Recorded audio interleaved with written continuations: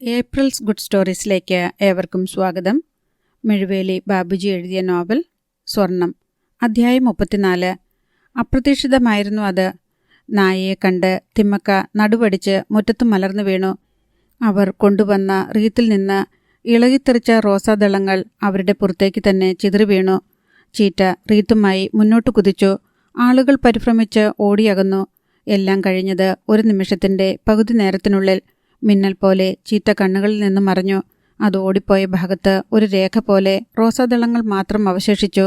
നമ്മൾ ചെയ്യാനുള്ളത് ചീറ്റ ചെയ്തു. മണിക്കുട്ടൻ കാളിച്ചരണിൻ്റെ കാതിൽ മന്ത്രിച്ചു. അവൻ ഒരാനന്ദത്തോടെ തലയാട്ടി. ഒരാവശ്യം വന്നപ്പോൾ ഇത്തവണയും ചീറ്റയെ വാസുകി അയച്ചു. വല്ല വിധേനയും തറയിൽ നിന്ന് എഴുന്നേൽക്കാൻ ശ്രമിക്കുകയാണ് തിമ്മക്ക. അവർക്കൊരു കൈ കൊടുത്ത് സഹായിക്കാൻ ഒറ്റയാൾ പോലും മുന്നോട്ട് വന്നില്ല. തിമ്മക്കയ്ക്ക് ദേഷ്യവും സങ്കടവും ഒന്നിച്ചുണ്ടായി. നടുവിനേറ്റ ക്ഷതത്തിൻ്റെ വേദന അവരുടെ മുഖത്തും പ്രകടമായി. താൻ അപമാനിതയായിരിക്കുന്നു. ഒരു പട്ടി കാരണം. അവർ പല്ലുകൾ ഞെരിച്ചമർത്തി. പിന്നെ കൈകുത്തി മുറ്റത്തുനിന്ന് എഴുന്നേറ്റു. ആരുടെയും മുഖത്തു നോക്കാതെ അവർ തിരിഞ്ഞു നടന്നു. മരണവീട് ആയിരുന്നിട്ടുകൂടി ജനം പരസ്പരം നോക്കി ചിരിച്ചു. ഇവിടെ നിന്നൊക്കെയോ പരിഹാസത്തിൻ്റെ ഡയലോഗുകൾ തിമ്മക്ക കേട്ടു. അവരുടെ മുഖം ചുവന്നു. പക്ഷേ മിണ്ടിയില്ല. വേഗം ചെന്ന് കാറിൽ കയറി. അത് പാഞ്ഞുപോയി. ആരുടേതാ ആ പട്ടി? ജനം പിറുപിറുത്തു. ഉത്തരമില്ല. അവർ ആദ്യം കാണുകയായിരുന്നു അതിനെ. കാളിച്ചരണിൻ്റെ കണ്ണുകൾ ചുറ്റുമുഴിഞ്ഞു. വാസുകി വരുന്നുണ്ടോ? കണ്ടില്ല. കാളി. കനകസഭാപതി അവൻ്റെ അടുത്തെത്തി. ഇനി ആരും വരാനില്ലല്ലോ. ആ നിലയ്ക്ക് അധികം വച്ചുകൊണ്ടിരിക്കണോ? വേണ്ട. അവൻ്റെ കണ്ണുകൾ നീറി. സംസ്കരിക്കുമ്പോൾ ബസന്തി ചേച്ചിക്കും കുഞ്ഞുങ്ങൾക്കും കൂടി ചിതയൊരുക്കണം. അവർക്ക് വേറെ ആരുമില്ലല്ലോ. ഓ. കനകസഭാപതി ഇമ്പദോസിനെയും ധനരാജിനെയും മറ്റും വിളിച്ചുകൊണ്ട് തുടർന്നുള്ള നടപടികൾ ആരംഭിച്ചു. അരമണിക്കൂർ കഴിഞ്ഞപ്പോൾ SP മഹിപാൽ യാദവ് എത്തി. സർ. കാളിച്ചരണിൻ്റെ ചുണ്ടുകൾ വിതുമ്പി.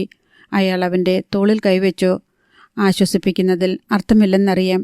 അതുകൊണ്ട് മനസ്സിലെ കനൽ കെടാതെ സൂക്ഷിക്കുക. ഈ ക്രൂരത ചെയ്തവരെ നമ്മൾ കണ്ടെത്തും. മരണത്തിന് മരണം തന്നെയായിരിക്കും മറുപടി. എന്തിനും നിന്റെ കൂടെ ഞാനുണ്ട്. കൊല്ലാനാണെങ്കിലും ചാവാനാണെങ്കിലും. അയാളുടെ വാക്കുകൾ അവൻ്റെ ചോരയ്ക്ക് ലാവയുടെ ചൂട് നൽകി. അത് കണ്ണുകളിലേക്ക് വ്യാപിച്ചു. മഹിപാൽ തുടർന്നു. നിയമം തോൽക്കുന്നുവെന്ന് പോലീസ് ഉദ്യോഗസ്ഥനായ എനിക്ക് പോലും തോന്നിത്തുടങ്ങിയിരിക്കുന്നു. ഇനി നമുക്ക് നീതി കിട്ടണമെങ്കിൽ നാം തന്നെ മുന്നിട്ടിറങ്ങണം. അയാളുടെ ശ്വാസഗതി വർദ്ധിച്ചു. പക്ഷേ ഒന്നുണ്ട് കാളി. നിന്നെ ഒരിക്കലും ഞാൻ കോടതിയിലേക്കോ ജയിലിലേക്കോ അയക്കില്ല. ഇതെൻ്റെ വാക്കാ. ശബ്ദം താഴ്ത്തിയാണ് മഹിപാൽ പറഞ്ഞത്. സർ. കാളിച്ചരൺ ആ കൈപ്പത്തിയിൽ അമർത്തിപ്പിടിച്ചു. അതിൽ എല്ലാ അർത്ഥവും ഉണ്ടായിരുന്നു. ഈ നേരത്ത് തിമ്മക്ക തൻ്റെ ചതുര ബംഗ്ലാവിൽ തിരിച്ചെത്തി. ഹാളിലേക്ക് കയറിയതും അവർ ഉറക്കെ വിളിച്ചു. ബസന്തേ, മക്കളെ. ശബ്ദം അലർച്ചയായി ഭിത്തികളിൽ തട്ടി പ്രതിധ്വനിച്ചു. ആൺമക്കൾ പാഞ്ഞെത്തി. എന്താ അമ്മേ? നിങ്ങൾ ഫോണെടുക്ക്. മുനിസിപ്പൽ ചെയർമാനെയും സെക്രട്ടറിയെയും വിളിക്ക്. ഉടൻ ഇവിടെ എത്താൻ പറ. മക്കളുടെ പുരുകം ചുളിഞ്ഞു. എന്താ അമ്മേ കാര്യം? കത്തുന്ന ഒരു നോട്ടമായിരുന്നു മറുപടി. ബസന്തരാജും ചൗഡയെയും ഫോണെടുത്തു. ഒരാൾ മുനിസിപ്പൽ ചെയർമാനെയും അടുത്തയാൾ സെക്രട്ടറിയെയും വിളിച്ചു. 10 മിനിറ്റിനുള്ളിൽ നിങ്ങൾ ഇവിടെ എത്തണം. കൽപ്പനയായിരുന്നു. 8 മിനിറ്റ് ആയപ്പോഴേക്കും മുനിസിപ്പാലിറ്റിയുടെ ക്വാളിസിൽ ഇരുവരും എത്തി. എന്താ മാഡം? സെക്രട്ടറി വിനയത്തോടെ തിരക്കി. തിമ്മക്ക കസേരയിലിരുന്ന് ഇടംകാലിന് മീതെ വലതുകാൽ കയറ്റിവെച്ചു. നിങ്ങളിരിക്കിൻ, പറയാം. അവർ മടിച്ചു നിന്നു. ഇരിക്കാൻ. തിമ്മക്ക ദേഷ്യത്തോടെ കൈ ചൂണ്ടി. ഇരുവരും പെട്ടെന്നിരുന്നു. അതിനിടെ ചെയർമാൻ അറിയിച്ചു. അറിയാമല്ലോ മാഡം, മൈനിൽ നിന്ന് ഡെഡ് ബോഡികൾ എടുത്തുകൊണ്ടിരിക്കുകയാണ്. അവിടെയായിരുന്നു ഞങ്ങൾ. അതിന് തിമ്മക്ക പരിഹസിച്ചു. തൊഴിലാളികളായാൽ ഖനിക്കുള്ളിൽ മരിച്ചെന്നിരിക്കും. അതുവിട്. നിങ്ങളെ ഞാൻ വിളിപ്പിച്ചത് മറ്റൊരു കാര്യത്തിനാ. 3 ദിവസത്തിനുള്ളിൽ ഈ കോളാറിലെ സകല നായ്ക്കളെയും പിടികൂടി കൊന്നിരിക്കണം. അക്കൂട്ടത്തിൽ കടുവയുടെ വരെയുള്ള ഒരു നായ ഉണ്ടാവും. അതിനെ കൊല്ലാതെ എൻ്റെ മുൻപിൽ കൊണ്ടുവരണം. മുനിസിപ്പൽ ചെയർമാനും സെക്രട്ടറിയും അമ്പരന്നുപോയി. അത് മാഡം. ചെയർമാൻ പരുങ്ങി. നായ്ക്കളെ കൊല്ലരുതെന്ന് കേന്ദ്രത്തിൻ്റെ ഉത്തരവുണ്ട്. മാത്രമല്ല വീടുകളിൽ പൂട്ടിയിട്ട് വളർത്തുന്ന നായ്ക്കൾക്ക് ലൈസൻസുമുണ്ടാവും. അവയെ കൊല്ലാൻ ചെന്നാൽ പ്രശ്നമാവില്ലേ? എന്തു പ്രശ്നം? തിമ്മക്ക ഗർജിച്ചു. ഏത് ലൈസൻസുള്ള നായാണെങ്കിലും കൊന്നിരിക്കണം. ഇത് എൻ്റെ നിർദ്ദേശമാണെന്ന് ഉടമകളോട് പറ. അനുസരിക്കാത്തവർ ആരായാലും മറുപടി കൊടുക്കുന്നത് ഞാനായിരിക്കും. ചെയർമാനും സെക്രട്ടറിയും മുഖാമുഖം നോക്കി. വല്ലാത്തൊരു കുരുക്കാണിത്. തിമ്മക്ക ചൗഡയെ നോക്കി കൈ നീട്ടി. അവൻ 500-ന്റെ 2 നോട്ടുകെട്ടുകൾ അവരുടെ കൈവെള്ളയിലേക്ക് വച്ചുകൊടുത്തു. തിമ്മക്ക അത് ചെയർമാൻ്റെയും സെക്രട്ടറിയുടെയും മടിയിലേക്കിട്ടു. ഇനി നിങ്ങൾക്ക് സന്ദേഹമുണ്ടാകാൻ പാടില്ല. നിങ്ങൾക്കെന്തെങ്കിലും പ്രശ്നമുണ്ടായാൽ അത് ഞാൻ ഹാൻഡിൽ ചെയ്യും. കേന്ദ്രത്തിൽ നിന്നാണെങ്കിൽ പോലും. മനസ്സിലായല്ലോ? തൃപ്തിയോടെ അല്ലെങ്കിലും ഇരുവരും തലയാട്ടി. ഇനി നിങ്ങൾക്ക് പോകാം. നോട്ടുകെട്ടുകൾ എടുത്തുകൊണ്ട് ഇരുവരും എഴുന്നേറ്റു. പിന്നെ തിമ്മക്കയെ വണങ്ങിയിട്ട് ഇറങ്ങിപ്പോയി. തിമ്മക്ക ക്രൂരമായി ചിരിച്ചു. എന്നെ ഭയപ്പെടുത്താൻ ഒരു പട്ടി പോലും കോളാറിൽ ഉണ്ടാവരുത്. നടന്നതൊക്കെ അവർ മക്കളോട് വിവരിച്ചു. അമ്പരന്നുപോയി വസന്തരാജും ചൗഡയെയും പുട്ടരാജും. അപ്പോഴേക്കും ഫയലൈറ്റ്സിൽ 4 ചിതകൾ ഒരുങ്ങിക്കഴിഞ്ഞിരുന്നു. വനജയുടെയും അപൂർവയുടെയും വിശ്വജാലയുടെയും കരച്ചിലിന് ശക്തി കൂടി. കൊണ്ടുപോകല്ലേ എൻ്റെ കുഞ്ഞിനെ. ഞാൻ കുറേ നേരം കൂടിയൊന്ന് കണ്ടോട്ടെ. അയ്യോ എൻ്റെ തങ്കക്കുടമേ. വലുതായി കഴിയുമ്പം വലിയ ജോലിയൊക്കെ കിട്ടി വലിയ ബംഗ്ലാവിൽ ഞങ്ങളെ താമസിപ്പിക്കുമെന്ന് പറഞ്ഞതല്ലേ മോളെ നീ? എന്നിട്ടിപ്പം ഞങ്ങളെ തനിച്ചാക്കിയിട്ട് പോകുവാണോടി? വനജ ആശമോളുടെ നിർജീവ ശരീരത്തിൽ കെട്ടിപ്പിടിച്ച് അലമുറയിടുകയാണ്. ആശ പഠിച്ചിരുന്ന സ്കൂളിലെ കുട്ടികൾ വന്നു. അതോടെ വീണ്ടും കൂട്ടക്കരച്ചിലായി. പഴനിവേൽ സ്ത്രീകളെ സമീപിച്ചു പറഞ്ഞു, വനജയെയും പിള്ളേരെയും അകത്തേക്ക് മാറ്റണം. സ്ത്രീകൾ നിർബന്ധിച്ചെങ്കിലും അവരാരും വഴങ്ങിയില്ല. അവസാനം ബലം പ്രയോഗിച്ച് അവരെ മാറ്റി. കരഞ്ഞു കരഞ്ഞ് വനജയ്ക്ക് ശ്വാസം വിലങ്ങിയിരുന്നു. ദഹിപ്പിക്കാനുള്ള ചടങ്ങുകൾ ആരംഭിച്ചു. അച്ഛാ, കാളിച്ചരൺ നാഗരാജൻ്റെ അടുത്തെത്തി. എനിക്ക് ആരെയും കാണണ്ട, ഒന്നും കേൾക്കണ്ട, അയാൾ ചീറി. കാളിച്ചരൺ അച്ഛനെ നോക്കി സങ്കടത്തോടെ ഒരു നിമിഷം നിന്നു. തുടർന്ന് പൈപ്പിന് ചുവട്ടിൽ പോയി ശിരസിലൂടെ വെള്ളമൊഴിച്ചിട്ട് ഈറിനോടെ വന്നു. മൃതദേഹങ്ങളുടെ ചുറ്റും കൂടി നിന്നവരുടെ കൂട്ടത്തിൽ പൊടുന്നനെ ഒരു മുഖം അവൻ്റെ കണ്ണിൽപ്പെട്ടു. വാസുകി. അവൾ അവനെ തന്നെ നോക്കി നിൽക്കുകയായിരുന്നു. കാളി പിന്നിലുണ്ടായിരുന്ന മണിക്കുട്ടനോട് പതുക്കെ ആ വിവരം പറഞ്ഞു. എവിടെ? ആകാംക്ഷയോടെ മണിക്കുട്ടനും നോക്കി. പക്ഷേ വാസുകിയെ കണ്ടില്ല. കാളി വാ. കനകസഭാപതി അവൻ്റെ കരം കവർന്നു. ചുറ്റും ശ്രദ്ധിച്ചുകൊണ്ട് തന്നെ അവൻ അയാളുടെ കൂടെ പോയി. മൃതദേഹങ്ങൾ ചിതയിലേക്ക് എടുക്കപ്പെട്ടു. അവയ്ക്ക് മീതെ വിറകിൻ്റെ കൂന രൂപം കൊണ്ടു. ചിതയ്ക്ക് തീ കൊളുത്താനുള്ള സമയമായി. മഹിപാൽ യാദവും അവിടെ തന്നെ ഉണ്ടായിരുന്നു. ആദ്യം ആശമോളുടെ ചിതയ്ക്ക് കാളി തീ കൊളുത്തി. കണ്ണിൽ നിന്ന് 2 തുള്ളികൾ കൂടി അടർന്നു. ആശമോളെ, അവൻ മനസ്സിൽ മന്ത്രിച്ചു, നിന്നോടിത് ചെയ്തവരെ ഏട്ടൻ വെറുതെ വിടില്ല. കൊന്ന് കണക്ക് തീർത്തിരിക്കും ഞാൻ. അതിനുശേഷമേ നിന്റെ ചിതാഭസ്മം നദിയിലൊഴുക്കൂ. സത്യം. അവൻ്റെ മുഖത്തെ ഭാവമാറ്റം ശ്രദ്ധിച്ചുകൊണ്ട് നിൽക്കുകയായിരുന്നു മഹിപാൽ യാദവ്. അവസാന അംഗത്തിന് നേരമായെന്ന് അയാൾക്ക് ബോധ്യപ്പെട്ടു. അയാളുടെ ഉള്ളിലും ഭ്രാന്ത് പിടിച്ച ഒരു വന്യമൃഗം കിടന്ന് അലർന്നുണ്ടായിരുന്നു. കാളിച്ചരൺ ബസന്തിയുടെയും കുഞ്ഞുങ്ങളുടെയും ചിതയ്ക്കുകൂടി തീ കൊളുത്തി. കേരളം, ചിറ്റാർ. കാളിച്ചരണിൻ്റെ വീട് തേടിപ്പോയ SI ജോർജ് ജേക്കബും സംഘവും കുത്തിറക്കമിറങ്ങി ഈട്ടിച്ചുവട് കുരിശു കവലയിലെത്തി. അവിടെ നിന്ന് വലത്തേക്ക് തിരിഞ്ഞു. കോന്നി റോഡിലൂടെയുള്ള കയറ്റം കയറിയ ജീപ്പ് 1.5 കിലോമീറ്റർ പിന്നിട്ട് നീലിപ്പിലാവിലെത്തി. വലതുവശത്തെ ഉയർന്ന പ്രദേശത്തായിരുന്നു LP സ്കൂൾ. അതിന് താഴെ ജീപ്പ് ബ്രേക്കിട്ടു. ജോർജ് ജേക്കബും പോലീസുകാരും ഇറങ്ങി. റോഡരികിൽ പശുവിനെ തീറ്റിക്കൊണ്ട് നിന്നിരുന്ന ഒരാളോട് കാളിച്ചരണിനെക്കുറിച്ച് തിരക്കി. അയാൾക്കറിയില്ല. SI തിമ്മക്കയുടെ PA കട്ടാരിപ്പാണ്ടിൻ നൽകിയ വീട് അഡ്രസ് പറഞ്ഞു. കാളിച്ചരൺ. അയാൾ തലകുലുക്കി. ഇപ്പം ഓർക്കുന്നു സാറേ, ഇടയ്ക്കൊക്കെ അവനിവിടെ വരുമായിരുന്നു. ഡ്രൈവിങ്ങിൻ്റെ ഭ്രാന്ത് കയറി ഏതോ മത്സരത്തിൽ പങ്കെടുക്കുന്നവനാ. അവൻ്റെ കുടുംബമൊക്കെ ഒത്തിരി വർഷം മുൻപ് കർണാടകയ്ക്ക് പോയതാ. ആ വീട് മാത്രം അവിടെയുണ്ട്. അവൻ്റെ അമ്മാവൻ ഒരുത്തനാ അത് നോക്കി നടത്തുന്നത്. ജോർജ് ജേക്കബ് കുറുകിയ കണ്ണുകളോടെ അയാളെ തന്നെ നോക്കി നിന്നു. കട്ടാരി പാണ്ഡ്യൻ പറഞ്ഞ കാര്യങ്ങൾ കുറച്ചൊക്കെ ശരിയാണെന്ന് അയാൾക്ക് മനസ്സിലായി. എവിടെയാ ആ വീട്? ഒരു പോലീസുകാരൻ തിരക്കി. LP സ്കൂളിനടുത്തുകൂടി കുന്നിൻ മുകളിലേക്ക് പോകുന്ന ഒരു നടപ്പാതയിലേക്ക് അയാൾ കൈ ചൂണ്ടി. ആ വഴി കുറെ കയറിപ്പോണം സാറേ. ആ കൊലപാതകം നടന്ന വീടിൻ്റെ അടുത്താണോ അത്? ജോർജ് ജേക്കബ് പെട്ടെന്ന് ജാഗരൂകനായി. ആന്നു സാറേ. ആ മനുഷ്യൻ്റെ മുഖം വികസിച്ചു. അക്കാര്യം പറയാൻ മറന്നു സാറേ. പോലീസ് അന്വേഷിക്കുന്ന വിശ്വജാലയില്ലേ, അവരുടെ മുറച്ചെറുക്കന ഈ കാളിച്ചരൺ. SIയും പോലീസുകാരും ഒരുപോലെ അത്ഭുതപ്പെട്ടു. അവർ കണ്ണുകൾ കൊണ്ട് പരസ്പരം സംസാരിച്ചു. വാ, നമുക്ക് അവിടേക്കൊന്ന് പോയിട്ട് വരാം. SIയും പോലീസുകാരും കുന്നു കയറി തുടങ്ങി. വഴിക്ക് ഇരുവശത്തും കോലിഞ്ചിത്തോട്ടമായിരുന്നു. സ്കൂളിൽ ഏതോ അധ്യാപിക ഈണത്തിൽ മലയാളം കവിത ചൊല്ലുന്നത് കേട്ടു. കുറെ കയറിയപ്പോഴേക്കും പോലീസ് ഉദ്യോഗസ്ഥരുടെ യൂണിഫോം വിയർപ്പിൽ നനയാൻ തുടങ്ങി. SI ഓർത്തു, ഒരാഴ്ച മുൻപായിരുന്നു ആ സംഭവം. വാർഡ് മെമ്പറായ ചെറുപ്പക്കാരനാണ് കഴുത്തിന് വെട്ടേറ്റ് കൊല്ലപ്പെട്ടത്. അയാൾ രാത്രി വിഷുജാലയുടെ വീട്ടിൽ കയറി ചെന്നെന്നും അതിക്രമത്തിന് മുതിർന്നെന്നുമാണ് പറയപ്പെടുന്നത്. ഏതായാലും ആ മുറ്റത്ത് തന്നെ അയാൾ പിടഞ്ഞു വീണ് മരിച്ചു. അർദ്ധരാത്രി കഴിഞ്ഞ നേരത്ത്.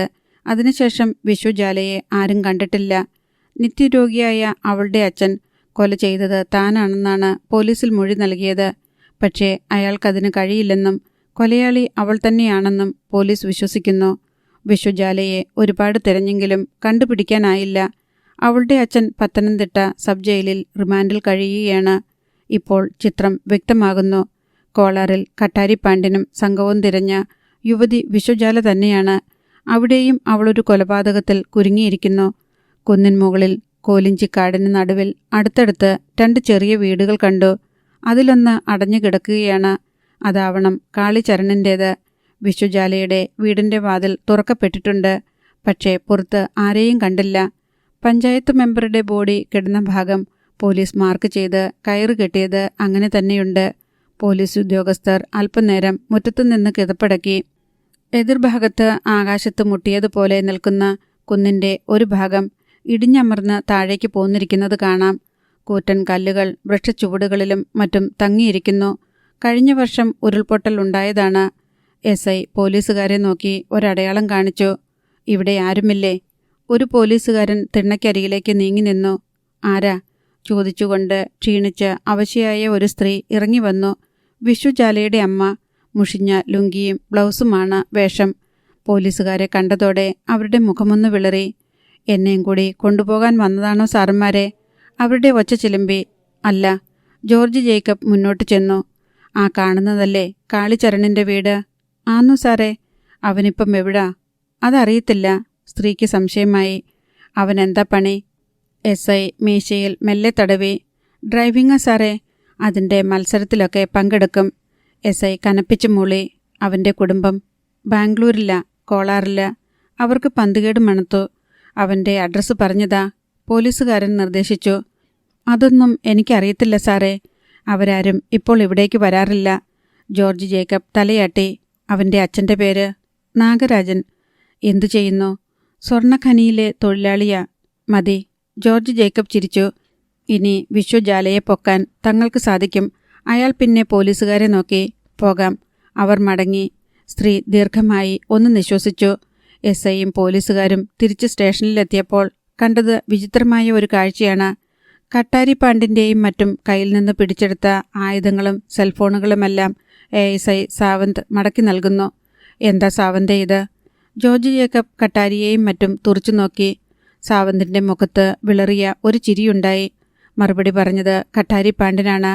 കേരളത്തിലെ പോലീസുകാർക്ക് ഞങ്ങളെ ഒന്നും ചെയ്യാൻ പറ്റത്തില്ലെന്ന് ഞാൻ നേരത്തെ അറിയിച്ചതല്ലേ? നിങ്ങൾ സിംഹമാണെന്ന് പറഞ്ഞ CI പോലും ഞങ്ങളെ അഭിമുഖീകരിക്കാൻ കഴിയാതെ മുങ്ങി. ജോർജ് ജേക്കബിന് ഒന്നും പിടികിട്ടിയില്ല. കട്ടാരിപ്പാണ്ടൻ സ്കോർപിയോയുടെ കീയെടുത്ത് ഡ്രൈവർക്ക് കൊടുത്തു. പിന്നെ മറ്റുള്ളവരോട് നിർദ്ദേശിച്ചു. നിങ്ങൾ പുറത്തുപോയി വണ്ടിയിലിരിക്കെ, ഞാൻ ഉടൻ വരാം. സംഘാംഗങ്ങൾ പോയപ്പോൾ കട്ടാരിപ്പാണ്ടൻ സാവന്തിൻ്റെ നേരെ വന്നു. നീ ഇന്ന് എൻ്റെ മേൽ ഒന്ന് കൈവച്ചു. അതിന് നിനക്ക് ഞാൻ തരാൻ ഉദ്ദേശിക്കുന്നത് തന്നിരിക്കും. കേട്ടോടാ മോനെ. സാവന്ത് മിണ്ടിയില്ല. ഒന്ന് ചൂളം വിളിച്ചുകൊണ്ട് ജോർജ് ജേക്കബിനെ നോക്കി കണ്ണിറുക്കി കട്ടാരിപ്പാണ്ഡ്യൻ. പിന്നെ തിരിഞ്ഞു നടന്നു. ഉണ്ടായത് എന്താണെന്ന് പറ സാവന്തേ. SIക്ക് തിടുക്കമായി. പിടിച്ചെടുത്തതെല്ലാം തിരിച്ചു കൊടുത്ത് അവരെ വിട്ടാക്കാൻ SP സാറ് വിളിച്ചു പറഞ്ഞു. അമ്പരന്ന് നിന്നു ജോർജ് ജേക്കബ്. ഉച്ചകഴിഞ്ഞാണ് CI മധുചന്ദ്രൻ മടങ്ങി വന്നത്. ജോർജ് ജേക്കബ് കാളിചരണിൻ്റെയും വിഷുജാലയുടെയും കാര്യം പറഞ്ഞു. മധുചന്ദ്രൻ്റെ കണ്ണുകൾ വല്ലാതെ തിളങ്ങി. എങ്കിൽ കോളാറിൽ നിന്ന് അവളെ നമ്മൾ പൊക്കും. ഞാനും വരുന്നു. പറ്റിയാൽ ആ റാസ്കൽ കട്ടാരിപ്പാണ്ടിനെയും അവിടെ വെച്ചൊന്ന് കാണണം. SP ഓഫീസിൽ നിന്ന് എല്ലാ പെർമിഷനും ഞാൻ വാങ്ങാം. അയാൾ പല്ലുകടിച്ചു. അപ്പോൾ കളി ഇനി കോളാറിൽ. മധുചന്ദ്രന് ആവേശമായി. അധ്യായം 35. KGF. സന്ധ്യയോടുകൂടി ഏതാണ്ട് 70ഓളം മൃതദേഹങ്ങൾ ഖനിയിൽ നിന്ന് പട്ടാളം പുറത്തെടുത്തു. അവയിൽ പലതും തിരിച്ചറിയാൻ പറ്റാത്ത വിധം അഴുകിയിരുന്നു. വസ്ത്രങ്ങളുടെ നിറം നോക്കിയോ DNA ടെസ്റ്റിലൂടെയോ മാത്രമേ മരിച്ച വ്യക്തിയെ തിരിച്ചറിയാൻ കഴിയൂ എന്ന് കളക്ടർ ഭൈരപ്പയ്ക്ക് ഉറപ്പുണ്ടായിരുന്നു. എന്നാൽ ഏറെ സംശയകരമായ വിധത്തിലുള്ള ചില ശരീരങ്ങളും കിട്ടി. വെള്ളത്തിൽ മുങ്ങിക്കിടന്നിരുന്ന 4ഉം 5ഉം സ്റ്റേജുകളിൽ നിന്നായിരുന്നു അത്. ചണം കൊണ്ട് കൈകാലുകൾ ബന്ധിക്കപ്പെട്ട മൃതദേഹങ്ങൾ. അതൊക്കെ കൊലപാതകമാണെന്ന കാര്യത്തിൽ ആർക്കും സംശയമുണ്ടായിരുന്നില്ല. പുറത്തെടുത്ത മൃതദേഹങ്ങൾ അപ്പോൾ തന്നെ മോർച്ചറിയിലേക്ക് നീക്കിക്കൊണ്ടിരുന്നു. കളക്ടർ ഭൈരപ്പ തൻ്റെ സംശയങ്ങൾ ഉടൻ തന്നെ SP മഹിപാൽ യാദവിനെ അറിയിച്ചു. ഈ സമയത്ത് കനകസഭാപതി കാളിചരണൻ്റെ അടുത്തെത്തി. കാളി, സങ്കടത്തോടെ അയാൾ വിളിച്ചു. കൈപ്പുറം കൊണ്ട് കണ്ണു തുടച്ചിട്ട് കാളിച്ചരൺ മുഖമുയർത്തി. ഇങ്ങനെ ഇരുന്നാൽ മതിയോ? പിന്നെ ഞാൻ എന്തു ചെയ്യണം? കാളിയുടെ ശബ്ദം അടച്ചുപോയി. ഞങ്ങൾക്കും ഒരുപാട് ദുഃഖമുണ്ട്. നീ ഞങ്ങളുടെ കൂടെ നിന്നതുകൊണ്ടാണ് ഇങ്ങനെയൊക്കെ ഉണ്ടായത് എന്നൊരു തോന്നൽ. അതുകൊണ്ട് ഒരു നിമിഷം നിർത്തിയിട്ട് കനകസഭാപതി തുടർന്നു. ഇതൊക്കെ ചെയ്ത നരാധമന്മാരെ കണ്ടെത്തണ്ടേ? അവനെയൊക്കെ കൊത്തിയെരിയണ്ടേ? ഈ കോളാറിലെ ജനങ്ങൾ മുഴുവൻ നിന്നോടൊപ്പമുണ്ട്. കാളി നിഷേധഭാവത്തിൽ തലയാട്ടി. പാടില്ല. ഇനിയുള്ളത് എനിക്ക് മാത്രം ചെയ്യാനാ. കുടുംബമായി കഴിയുന്ന നിങ്ങളാരും ഇനി ഒന്നിലും അകപ്പെട്ടുകൂടാ. അവൻ്റെ വാക്കുകൾ ചതഞ്ഞു തുടങ്ങി. പിന്നെ ശത്രു, അതാരാണെങ്കിലും നിങ്ങൾക്ക് കഴിയുമെങ്കിൽ കണ്ടെത്താൻ നോക്കണം. എന്തോ ചിന്തിച്ചുറച്ച മട്ടിൽ കനകസഭാപതി തിരിഞ്ഞു നടന്നു. 2 ചുവട് വെച്ചിട്ട് അയാൾ നിന്നു. പിന്നെ അറിയിച്ചു. കണ്ടുപിടിച്ചിരിക്കും കാളി, ഞങ്ങൾ. കാളിയുടെ കണ്ണുകൾ വീണ്ടും കത്തിത്തീരാറായ ചിതയിലേക്ക് നീണ്ടു. ഇന്നലെ വരെ കൂടെയുണ്ടായിരുന്ന ആശമോൾ ഇന്നില്ല എന്ന് കരുതാൻ അവൻ മടിച്ചു. ശവദാഹം കഴിഞ്ഞപ്പോൾ അവിടെ നിന്ന് ഇറങ്ങിപ്പോയതാണ് നാഗരാജൻ. ഇതുവരെ മടങ്ങിയെത്തിയിട്ടില്ല. മണിക്കുട്ടൻ വഴിയിലേക്ക് നോക്കി തിണ്ണയിലിരിപ്പുണ്ട്. വീടിനുള്ളിൽ ഇപ്പോഴും ഇടയ്ക്കിടെ തേങ്ങലുകളുടെ അലകൾ. പെട്ടെന്ന് റോഡിലൂടെ ശരവേഗത്തിൽ തിമ്മക്കിയുടെ കാർ പാഞ്ഞുപോയി. കാളിചരണിൻ്റെയും മണിക്കുട്ടൻ്റെയും മുഖത്ത് സംശയഭാവം വന്നു. മണിക്കുട്ടൻ കാളിയുടെ അരികിൽ ഓടിയെത്തി. അത് ആ പെണ്ണുമ്പിള്ളയല്ലേ? കാളി ഒന്ന് മൂളി. അസ്റ്റൺ മാർട്ടിൻ കാർ ചെന്ന് നിന്നത് തിമ്മയ്ക്ക ഇൻസ്റ്റിറ്റ്യൂട്ട് ഓഫ് ടെക്നോളജിയുടെ കെട്ടിടത്തിൻ്റെ 50 മീറ്റർ അകലെയാണ്. അവിടെ റോഡരികിൽ ഒരു JCB കിടന്നിരുന്നു. കാറിൽ നിന്ന് വസന്തരാജ് പുറത്തിറങ്ങി. തുടർന്ന് തിമ്മക്കയെ നോക്കി. അവർ കൈ ഉയർത്തി ഒരു അടയാളം കൊടുത്തു. അവൻ JCBയുടെ ഡ്രൈവർക്ക് ആംഗ്യഭാഷയിൽ നിർദ്ദേശം നൽകി. കാറിൻ്റെ പിൻസീറ്റിൽ നിന്നും പുട്ടരാജും ചൗടയും കൂടി ഇറങ്ങി. മൂവരും കാറിലേക്ക് ചാരി. JCB ജീവൻ വെച്ച് മുന്നോട്ട് നീങ്ങി. റോഡിൻ്റെ ഇരുവശത്ത് വെള്ളയിൽ നീല ബോർഡറുള്ള മനോഹരമായ ഒരു വീടുണ്ട്. അതിൻ്റെ ഗേറ്റ് അടച്ചിരുന്നു. JCBയുടെ ഷവൽ ഉയർന്നു. അത് ഗേറ്റിൽ മുട്ടി. ഒറ്റത്തള്ള്. മതിലിലെ കുറ്റിയും അടർത്തിക്കൊണ്ട് JCB അകത്തേക്ക് കയറി. അപ്പോൾ വീടിനുള്ളിൽ പോലീസ് ഡ്രൈവർ വെള്ളയൻ ഭാര്യ ശിവരഞ്ജിനിക്കും 2 മക്കൾക്കും ഒപ്പമിരുന്ന് ചായ കുടിക്കുകയായിരുന്നു. 35 വയസ്സ് വരും വെള്ളയന്. ഭാര്യയ്ക്ക് 30, കുട്ടികൾക്ക് 5, 3 വയസ്സ്. വെള്ളയൻ കൊണ്ടുവന്ന മുളക് ബജിയും ചായയും കഴിക്കുന്നതിനിടെ ശിവരഞ്ജിനി ഭീതിയോടെ അയാളെ കുറ്റപ്പെടുത്തി. എന്നാലും നിങ്ങളത് ചെയ്യാൻ പാടില്ലായിരുന്നു. പറഞ്ഞത് SP സാർ ആണെങ്കിലും തിമ്മക്കയുടെ മതിൽ പൊളിക്കുകയെന്ന് പറഞ്ഞാൽ അപകടം ക്ഷണിച്ചു വരുത്തുകയെന്ന അർത്ഥം. പോരെങ്കിൽ നമ്മൾ തമിഴ്നാട്ടുകാരുമാണ്. വെള്ളയൻ ഭാര്യയെ സൂക്ഷിച്ചൊന്നു നോക്കി. SP സാറിൻ്റെ നിർദ്ദേശം ഞാനെങ്ങനെ അനുസരിക്കാതിരിക്കുമടി? ഞങ്ങളുടെ കൂട്ടത്തിൽ JCB ഓടിക്കാൻ അറിയാവുന്നത് ഞാൻ മാത്രമായിരുന്നു താനും. ശിവരഞ്ജിനിക്ക് ആ വാക്കുകൾ തൃപ്തമായില്ല. തിമ്മക്ക അടങ്ങിയിരിക്കുമെന്ന് നിങ്ങൾക്ക് തോന്നുന്നുണ്ടോ? വെള്ളയൻ തല കുടഞ്ഞു. ഇല്ലായിരിക്കും. പക്ഷേ എന്തു വന്നാലും മഹിപാൽ സാർ ഉള്ളപ്പോൾ നമ്മൾ പേടിക്കേണ്ടതില്ല. പെട്ടെന്നാണ് JCBയുടെ ഒച്ച തൊട്ടടുത്ത് കേട്ടത്. വെള്ളയൻ്റെ പുരികം ഒന്നു മടങ്ങി. അയാൾ ചാടി എഴുന്നേറ്റ് പുറത്തേക്ക് പോയി നോക്കാൻ ഭാവിക്കുകയായിരുന്നു. പൊടുന്നനെ ശിവരഞ്ജിനിയുടെ അലർച്ച കേട്ടു. ചേട്ടാ! വെള്ളയൻ ഞെട്ടിത്തിരിഞ്ഞു. അത് കണ്ടോ? വിറയിലൂടെ അവൾ കൈ ചൂണ്ടി. അടുത്ത നിമിഷം വീടൊന്നു കുലുങ്ങി. അതിൻ്റെ ഭിത്തികൾ പൊട്ടിയടർന്ന് മുന്നോട്ട് വരുന്നതാണ് അവർ കണ്ടത്. ശിവരഞ്ജിനി! അലറിക്കൊണ്ട് വെള്ളയൻ കുഞ്ഞുങ്ങളെ വാരിയെടുത്തു. ഓടിക്കോടി. നിമിഷത്തിനുള്ളിൽ കുട്ടികളെയും കൊണ്ട് അയാളും അവളും പുറത്തു ചാടി. ആ സെക്കൻഡിൽ അവർക്ക് പിന്നിൽ വീടിൻ്റെ മേൽക്കൂരയടക്കം തകർന്നു വീണു. പുക പോലെ പൊടിപടലം ഉയർന്നു. ബഹളം കേട്ട് അയൽക്കാർ ഓടിയെടുക്കാൻ തുടങ്ങി. വീടിൻ്റെ ബാക്കി ഭാഗങ്ങൾ കൂടി JCB തള്ളിമറിക്കുകയാണ്. നിർത്തട! കുട്ടികളെ ഭാര്യയെ ഏൽപ്പിച്ചു വെള്ളയൻ. തുടർന്ന് JCBക്ക് നേരെ കുതിക്കാനാഞ്ഞു. സ്വന്തം വീട് പോയപ്പോൾ നിനക്ക് നൊന്തോടാ? പൊടുന്നനെ പിന്നിൽ ഗർജനം. വെള്ളയൻ വെപ്രാളത്തോടെ തിരിഞ്ഞു. തലയ്ക്കുള്ളിൽ ഒരു മിന്നൽ വട്ടം ചുറ്റി. തിമ്മക്ക! അവർ വീണ്ടും അട്ടഹസിച്ചു. എൻ്റെ മതിൽ പൊളിക്കുമ്പോൾ നീ ഓർക്കണമായിരുന്നു ഇങ്ങനെയൊരു തിരിച്ചടി. വെള്ളയൻ തളർന്നുപോയി. മിണ്ടരുത്, കഴുതയ്ക്ക് പിറന്നവനെ. അവർ ചുണ്ടുകൾക്ക് മീതെ വിരൽ അമർത്തി കാണിച്ചു.